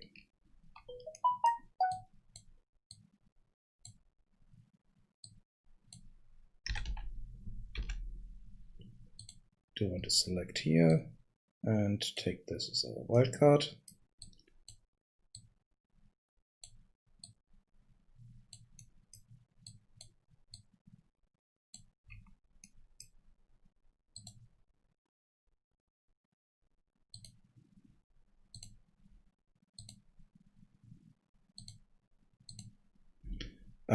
We haven't set up those, but at the moment I don't have any presets for it, so it's fine.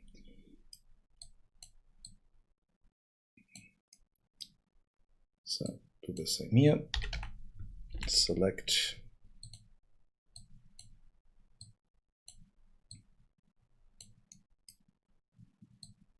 so wildcard here.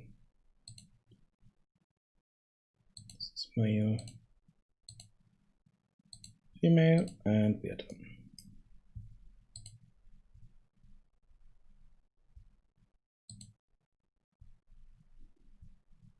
So we start the new game, customize the character, initialize with this, start the game.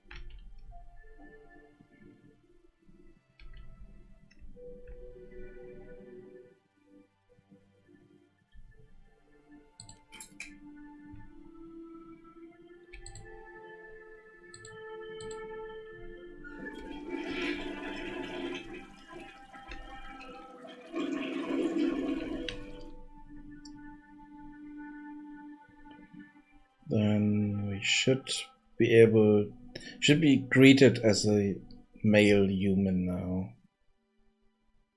If everything worked out properly.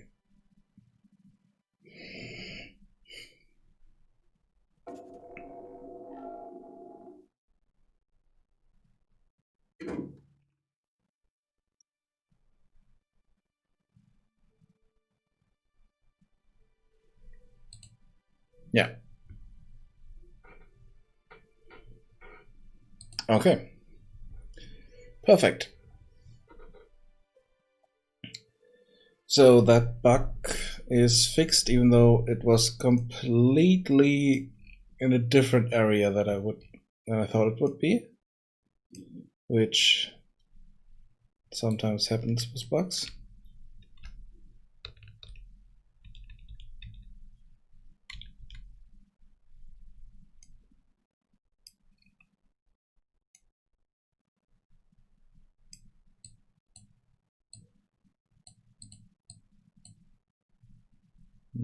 What's this?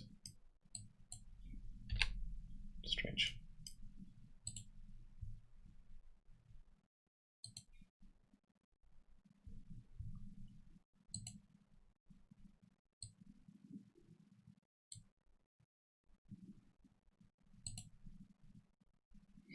Okay.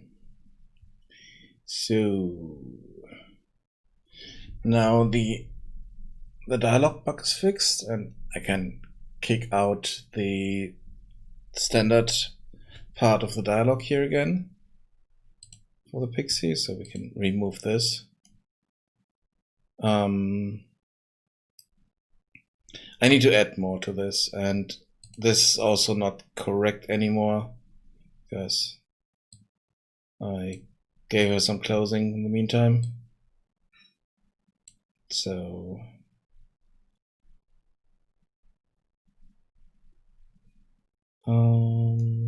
let's see.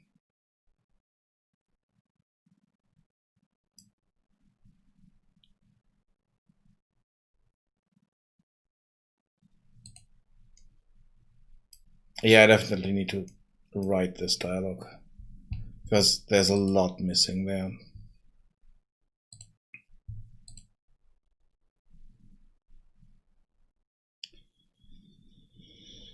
Good.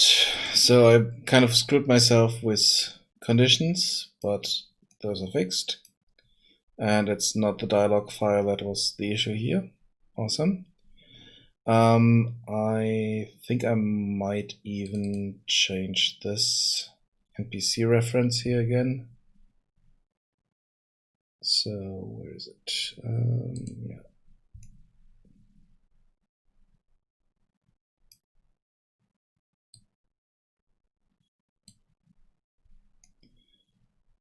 Yeah, we can remove this stuff here because it's no longer needed. Dialog file was correct, it just couldn't find the right conditions, so that's why it showed us the wrong the standard dialog there, so that's the issue there. We get that answer here, we get the character display name here, which means I need to set up the display name, or I need to set up the name here, but then I need to figure out a way to change this name. So let's see if we can do that. If we can change the name in here, then it's no matter, then I can just use this and do not need to change the actual display name for the character. Otherwise, I need to set this up for each character correctly. And I thought I had a proper name for them. Let's see, where is it? Here.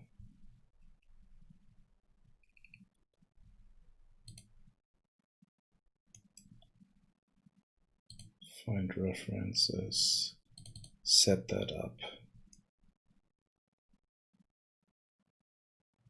Get character name. Oh, wait. So do shop dialog?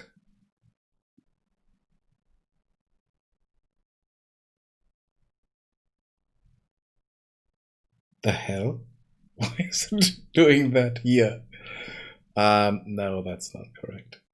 I mean, it is correct, but it's completely on the wrong. No.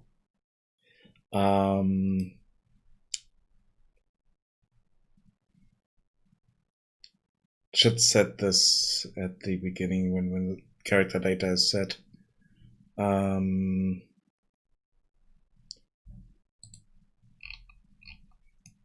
are we? Wait, this is happening on the outside now. So we want to set it on begin play.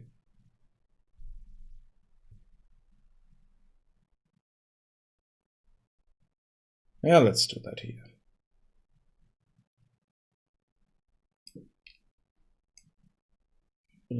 That's that.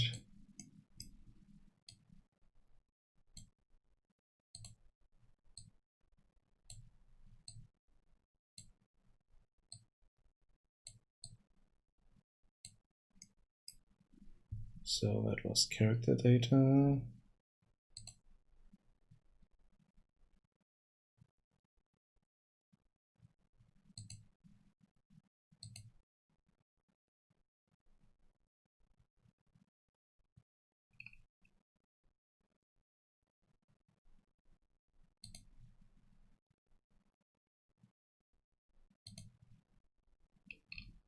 Wait, what?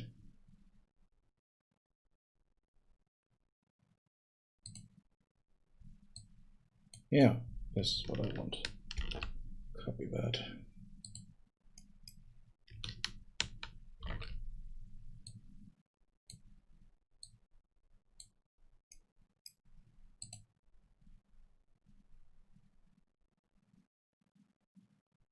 Oh wait, no.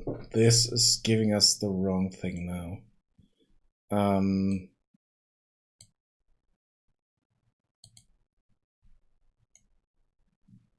Because the character data has the right name. So,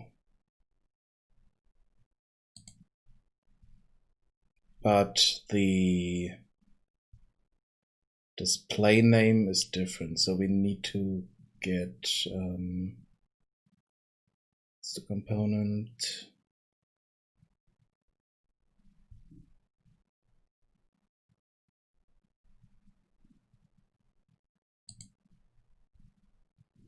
Because now we have the issue that it will give us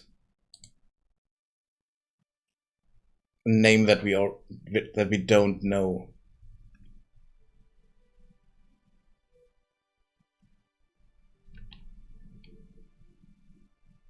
So if characters had their names kind of, yeah, we don't know this name, but we just started the game and it tells us a name that we don't know. And this is something I don't like, so I need to set this differently. But I know, okay, that I can set the name here. So let's create a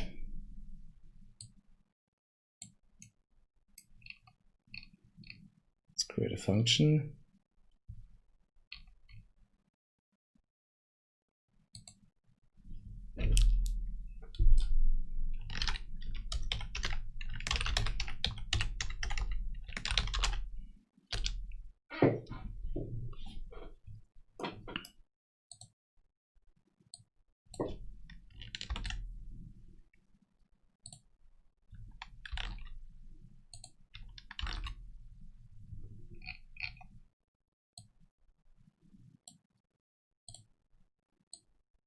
Set that in here. So only if we know that, if they tell us the name, then we have this. Otherwise, it doesn't work. Even though we have this in here, name known. But for some reason, I'm only using that for the shop dialog, which is kind of strange why I'm doing that there. Because here I'm setting the display name for that, so it's fine, but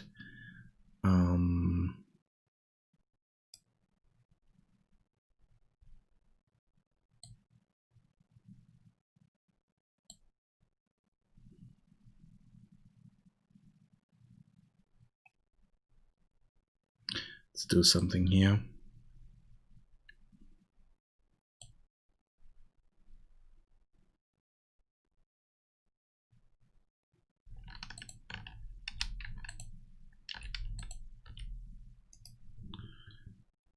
Wait, but if I collapse that to a function,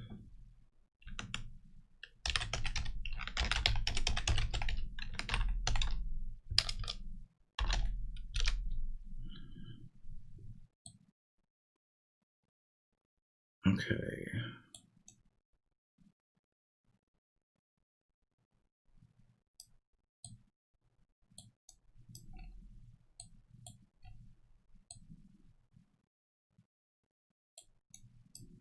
Set character name.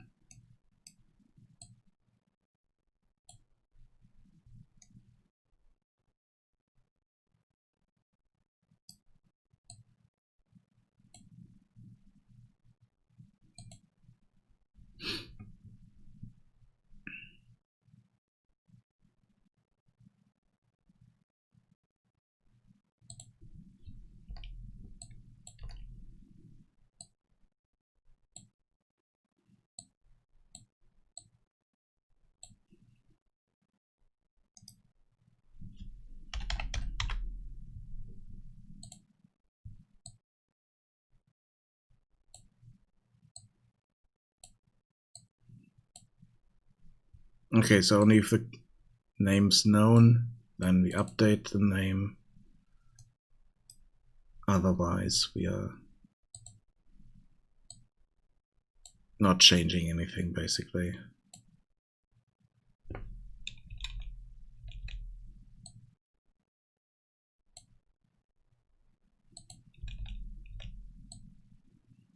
So that's fine. Good.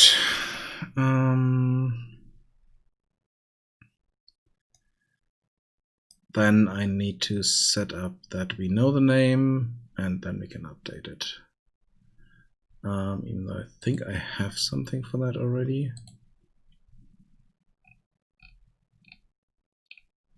Dialog tables, dialog.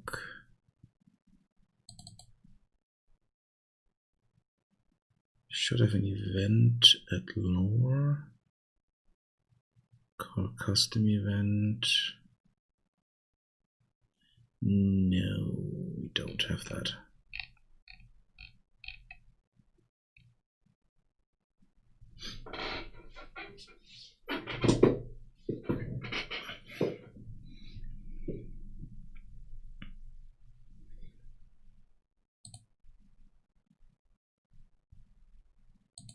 Okay, so now it should be back to NPC for him. And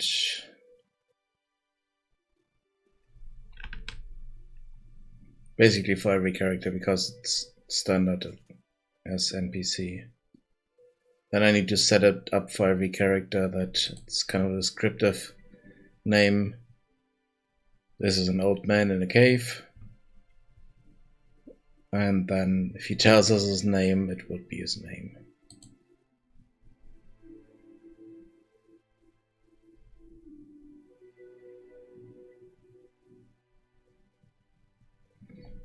Okay.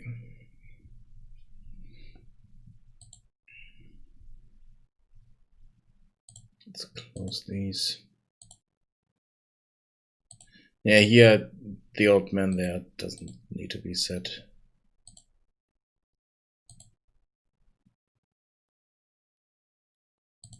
So that should be fine.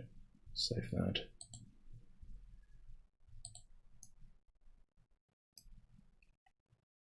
Yeah, then in here we have this. I mean, we could also do not just call this, but get the name and then check, do we know him or not? So let's go and do that. Not just set this, but also get the name.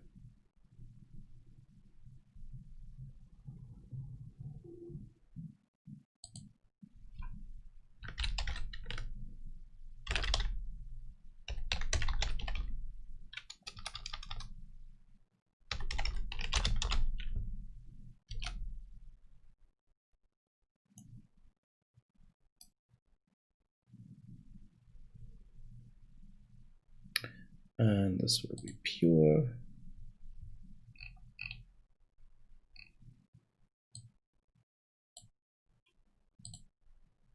And we are just getting this.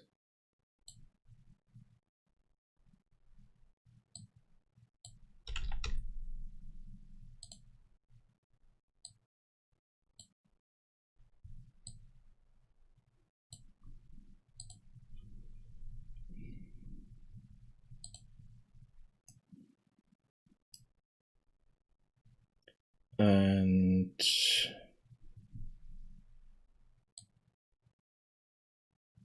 yeah, and then we are calling this here if you want to set it.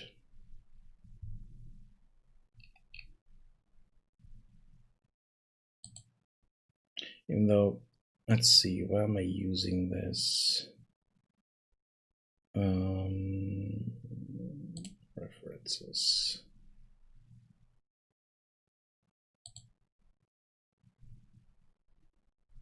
Okay, here we are setting it in the game mode.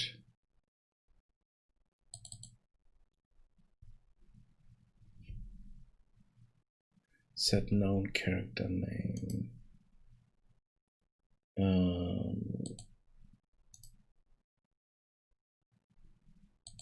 Find references to that.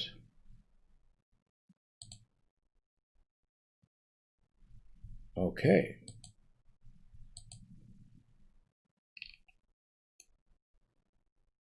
But okay, yeah, this is something that we can call set known character name, custom event, and we can just call that. Then the active character knows, hey, the name is known now, and we want to set the name.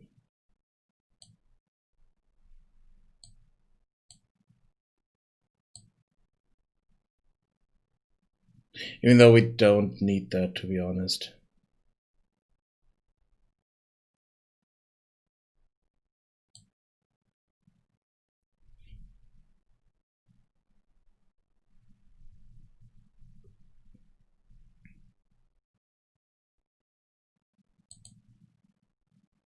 Yeah, we don't need that, so that's okay.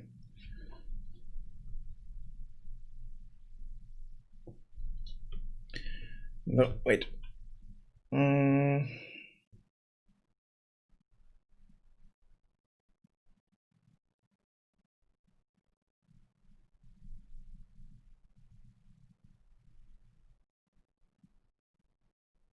Now I just need to think about, do I really need to set that there, or wait. So here we are updating this. So I'm thinking of if we really need that variable, or need to update that variable basically, or if we just get the character name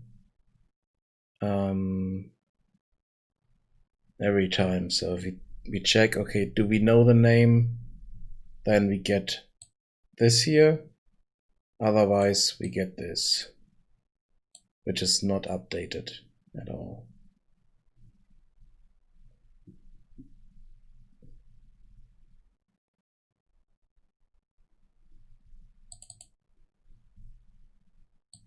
So let's do that. I like this idea better. Because now with this setup, we need to call the set character name. And I don't want that.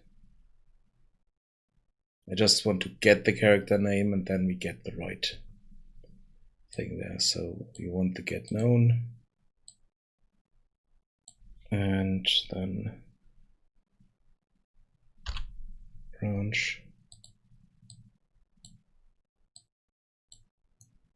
So if we know that,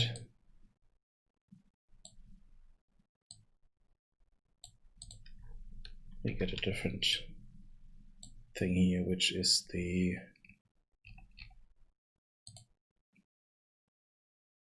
why is it not showing the character data component here? Damn it.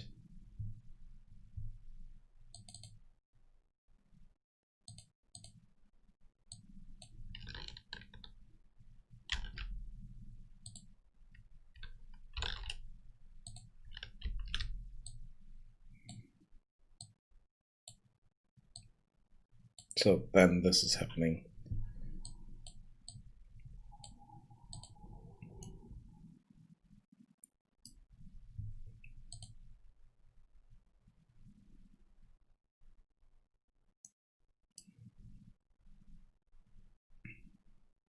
Then we can call this function, which is pure, which is easy to call then. And we don't need to set the character name. We don't need to update this. Compile. Oh, we have an issue here. And we don't need this here, because we can just get the character name here.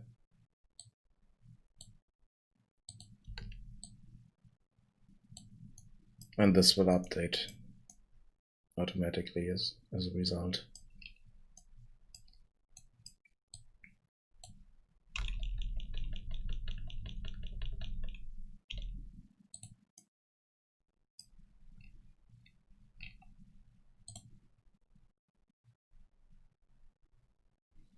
And then on the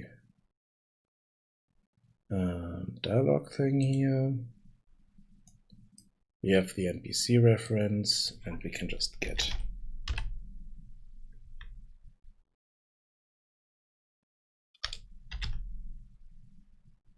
character name.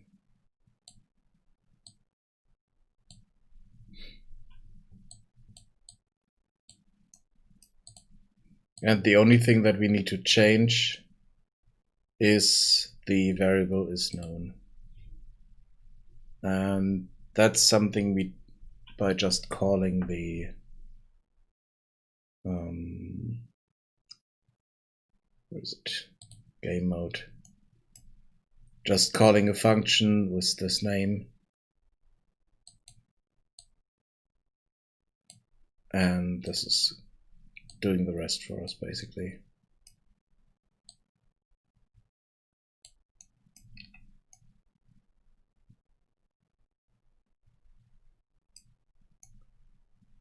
And since this is in here, we can just, like I said, just call this here, set known character name.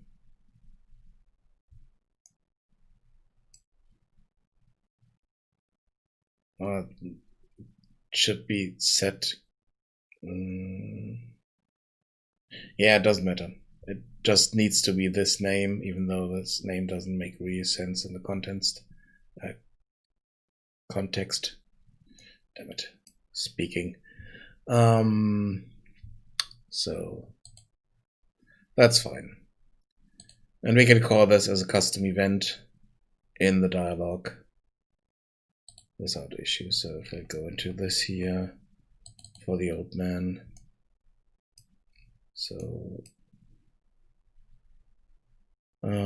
here we can call an event.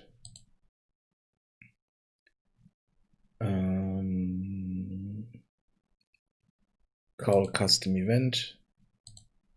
This one has the set known character name there. So if we talk to him, get to this point, it should change his name. Even though it doesn't tell us his name, but it would do this.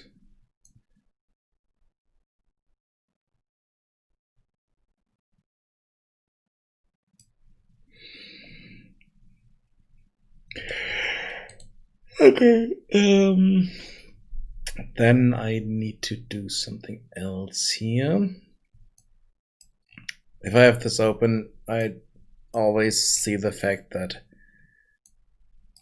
we are supposed to fall from the sky, and this guy is supposed to see that and walk towards us. So I need to make that happen somehow.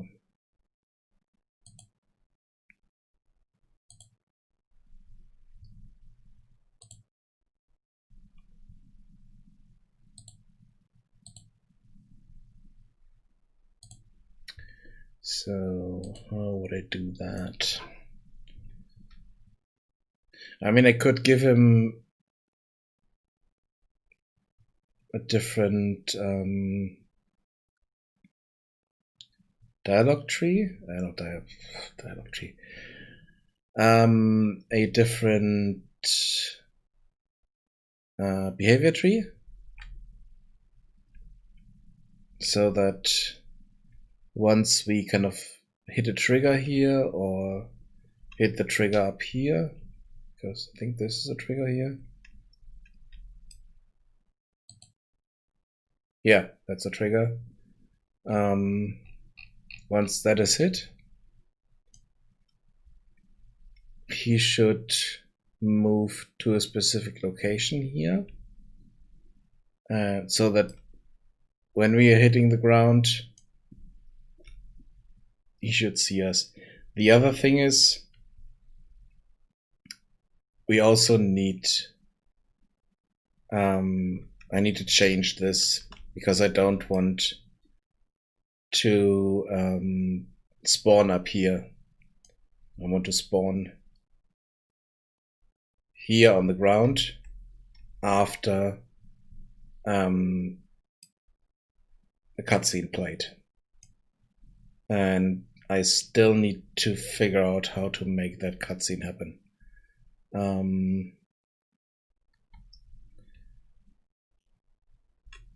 I tried this once and it completely failed. And then they updated Sequencer. So it's been a while since I looked into that. And then I just did other stuff. So I need to figure this out again. I have the camera here. That's for another sequence I wanted to create, which is just the camera flies through the world. Kind of as a video. So it's flying through the world, showing everything. And I want this for the website, basically. So basically I can run that sequence every time I update something in the world, and then update the video with it.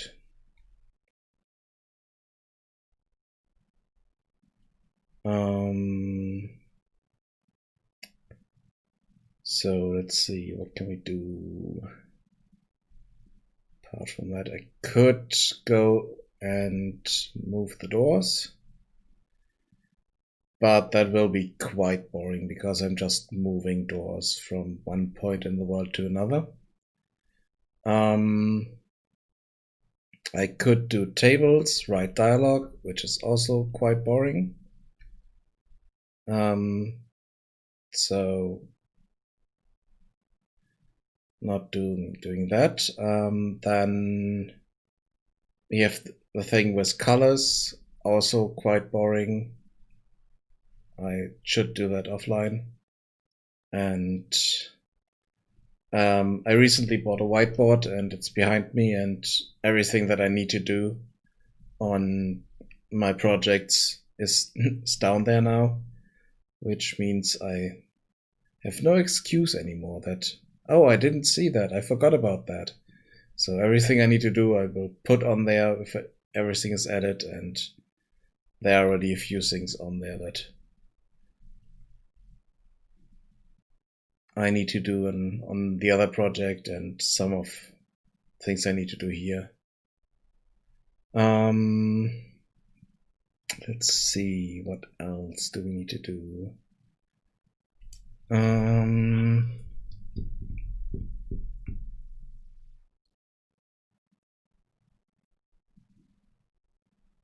So that definitely fixed the Pixie dialogue. Then I need to update the Pixie dialogue. Every character in the world needs to get a dialogue, even if it's just 1 or 2 lines. They need to get something so that we can ask them, who are you, what are you doing, or something like that. It's a lot to do, but that's kind of the big issue that I'm pushing forward every time, and I really need to do it. So basically, once the other project is at a state where I can make a build and put it to the side, I will focus solely on dialogue writing in my off time, so that every character has a dialogue, that all the other parts where I have text in the world that's filled out and stuff like that. So that should hopefully push the whole thing further than it is at the moment. And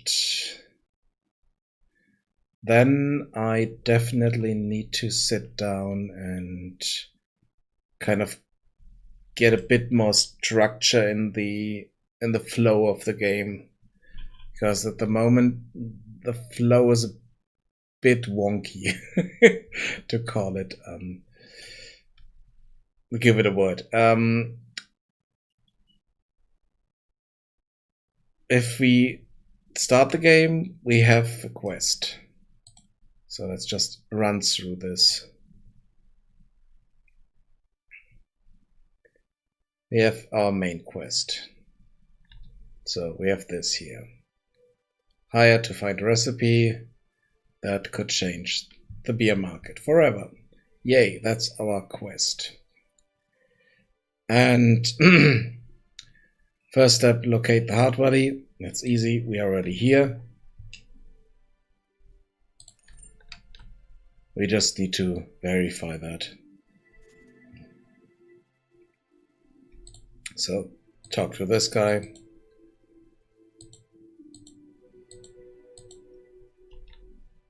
Verified. Next part, find the brewery.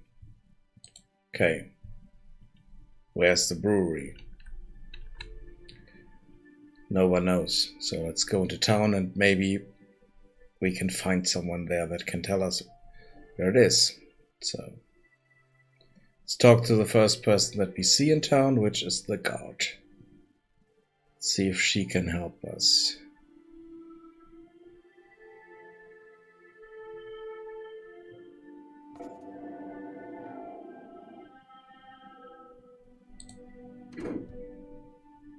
So we're just a traveler. Okay, she tells us there's an inn down the road. Okay.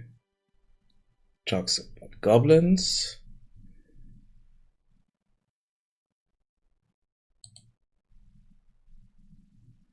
Okay, tells us that goblins are not what we think goblins are, but just people that try to make the best prices here. So we get better equipped. Then, okay, she's mentioning that she has a blunderbuss on her back. We can ask about that, and it ends there. So if we talk to her again, we can ask, okay, this, but we can't ask if she knows about the brewery. Okay, so we need to add more dialogue to her in that regard, so that she knows. If she knows about the brewery, then she can tell us. Which she might not know. Oh no, she might know about the brewery, but she can tell us it's somewhere on the other side of the mountains. Which would be one indication. Then this guy.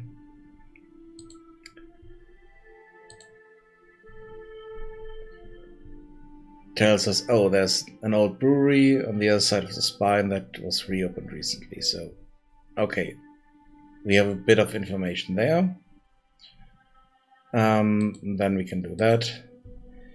At the moment, I still have this here, but it's completely broken because I changed a lot of systems in the meantime. I might just throw this out. The glossary was something that I thought of using for this, but it's not really something I want to use there. But then, okay, that's the only information that we have, basically. And only if we talk to those two people, or basically talk to this guy and do the work for him. If we don't do that, if we don't talk to that guy, then yeah.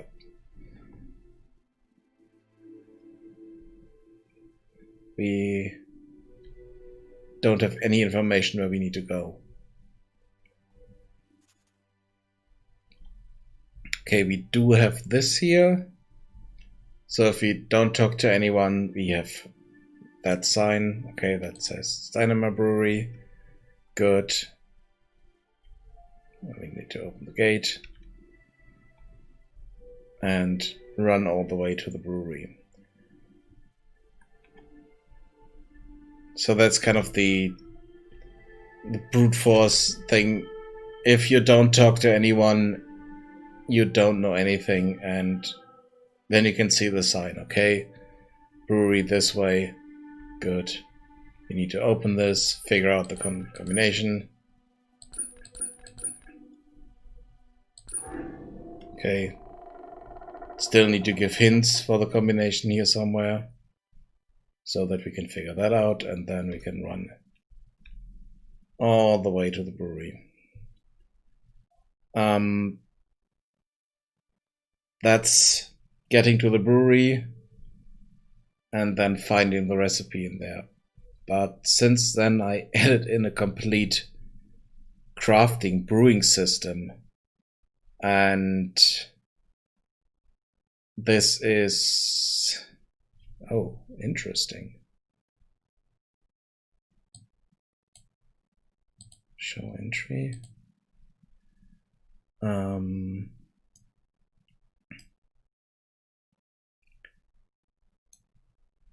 Yeah, I need to completely rework this or throw it out.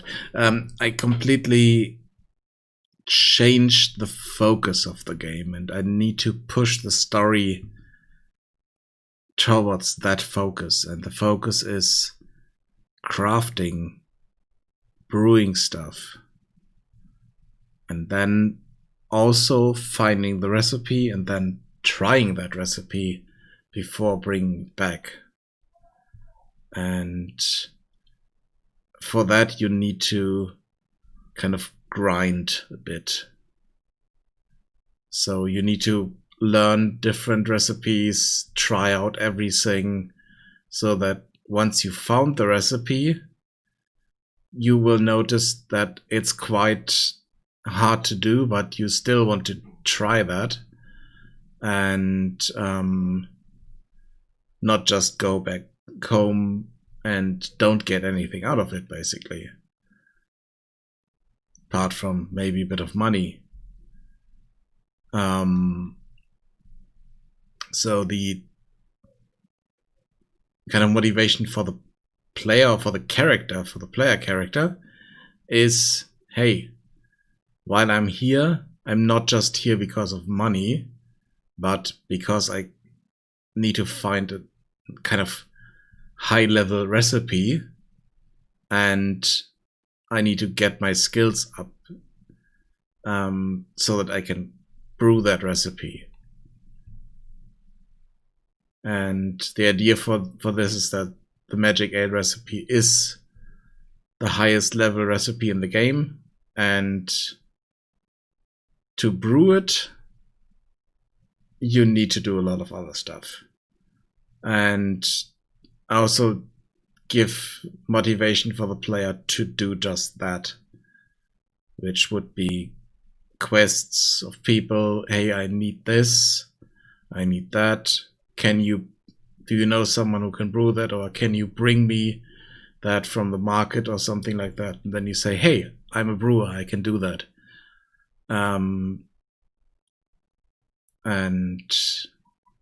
But nothing of that is in the game yet. So that's why I'm kind of reluctant to publish it, because it's not really anything in here yet, story and flow wise. So that's kind of the issue. I mean, there are a few simple puzzle elements in it, and you can basically run through the game and go home at the moment. But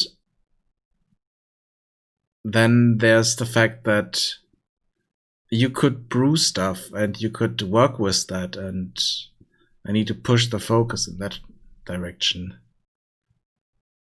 And I still need to figure out how to push the focus in that direction properly. So maybe change the quests a bit, or maybe set another quest on the side. So not just get the recipe, but get more brewing recipes and more experience or stuff like that. So it would put the focus a bit more on that kind of mechanic in the game that has nothing to do with the main quest at the moment.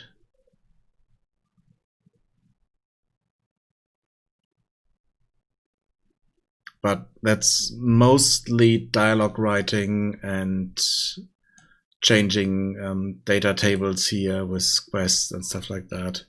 So nothing really interesting to look at.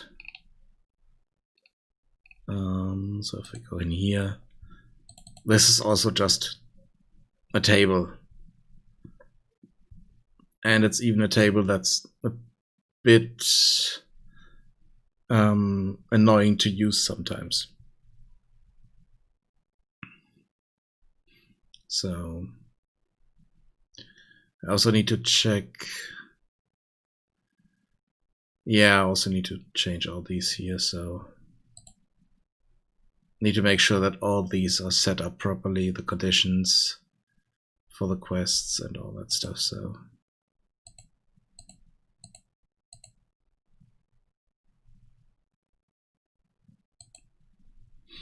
yeah.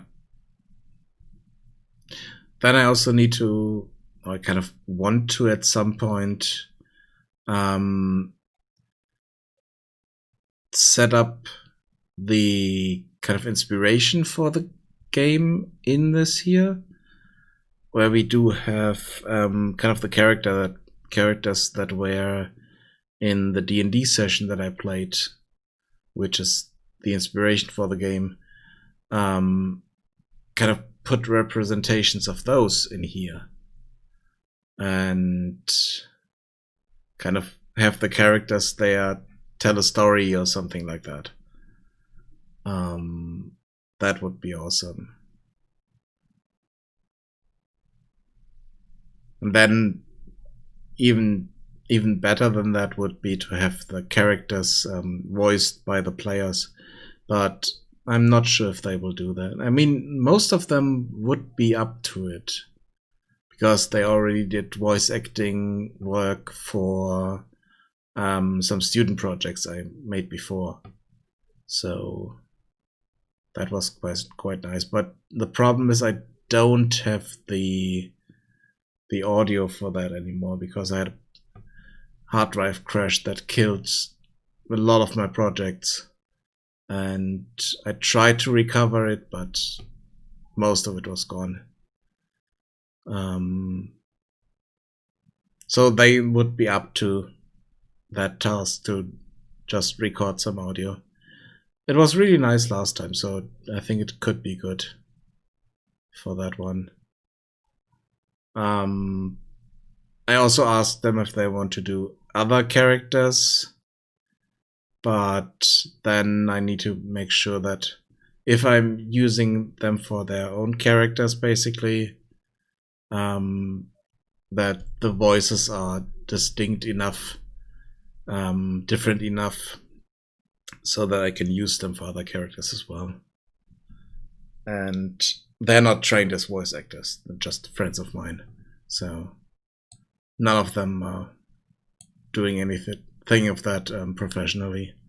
I mean, they're all musicians in some way, but some of them also have choir practice, had choir practice in school and stuff like that. So they know a bit about singing and controlling their voice and stuff like that, but it's not the same as voice acting for games.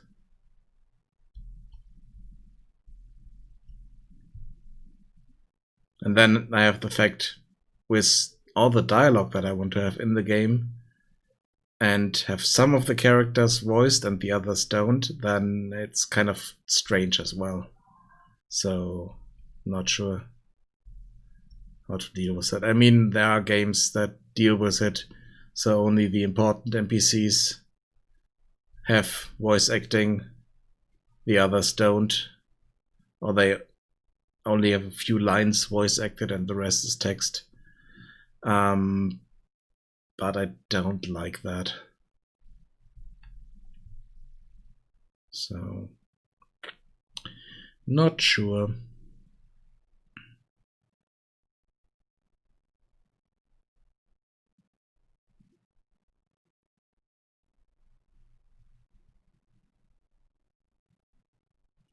I mean, another thing that I could try would be kind of create mumbling for the characters, so that kind of record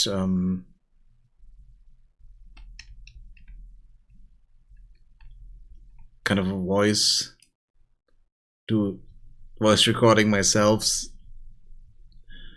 change the pitch, change different other stuff, and kind of have this for each of the characters as kind of a mumble, nothing that you can really understand. No really coherent language. But has kind of the length of what you would notice from what they are saying, so could look into that.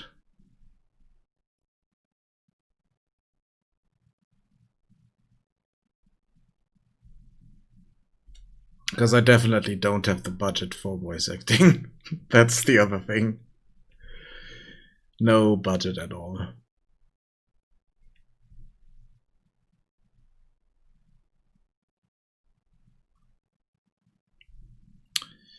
Okay, I think I might stop for today. It's a bit earlier than usual, but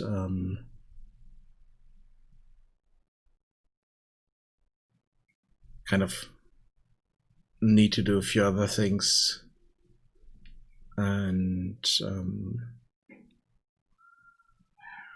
then maybe are able to get to bed early, because for some reason I couldn't really sleep last week, so only have a few hours each night, so it's not enough for me. Even though by the sounds outside, I think I might not get enough sleep this night, because there's a party somewhere down the street and they are way too loud. So, yeah, like I said, I might stop around here. One thing that I want to do is stream more, which sounds a bit strange, but I do want to. Sounds a bit strange when I'm stopping the stream early. I think I want to do another stream tomorrow. Might be slightly later than today. Maybe half an hour later or so. And then would be the other project, because I have a few things that I want to fix on that. And also add a bit of content there. Could be interesting to watch. And another thing that I want to do is find the time to play games again. Because even though I have a bit of free time next to school and stuff like that, I rarely play games. And I kind of want to play games again, and I want to play games on stream again. That's the other thing.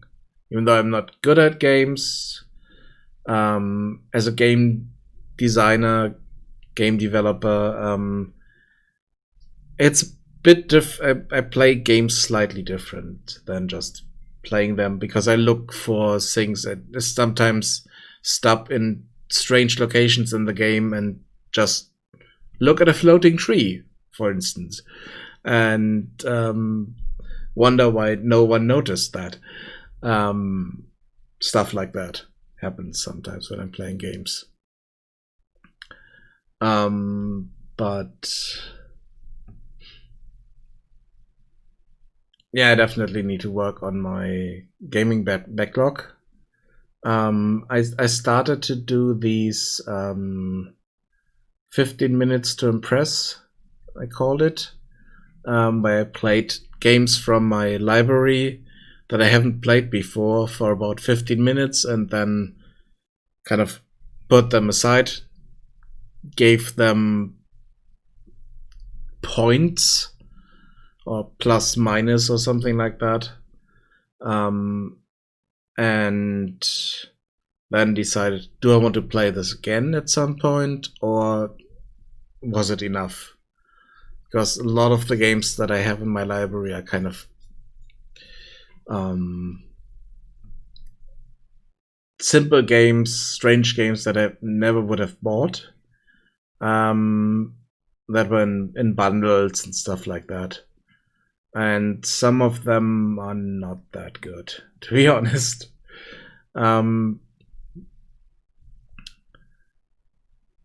So I need to work through that as well. So I'm thinking of maybe doing stuff like that at some point. And if I just take maybe 20 minutes per game, so 15 minutes to play it, 5 minutes to talk about it, then I can put an hour per day in the evenings or so and stream more as a result. So that could be interesting. And since everything's still on lockdown, I don't need to get up at 4 in the morning, so I can sleep until 7 or so, even though I still don't get enough sleep for some reason, so not sure. So yeah, I think that's the plans for the next few days. So do a stream of the Goblin Settlers game tomorrow. It's one of the last days I'm working on it. I need to finish up a few things, even though I might work on it a bit longer than I originally planned.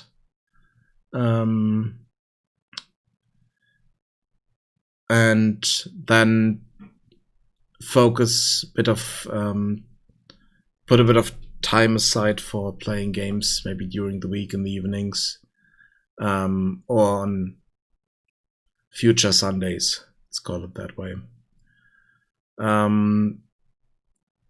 Yeah, that's about it for my rant. And I will stop the stream now and see you all tomorrow or next time you tune in. So see you then. Bye bye.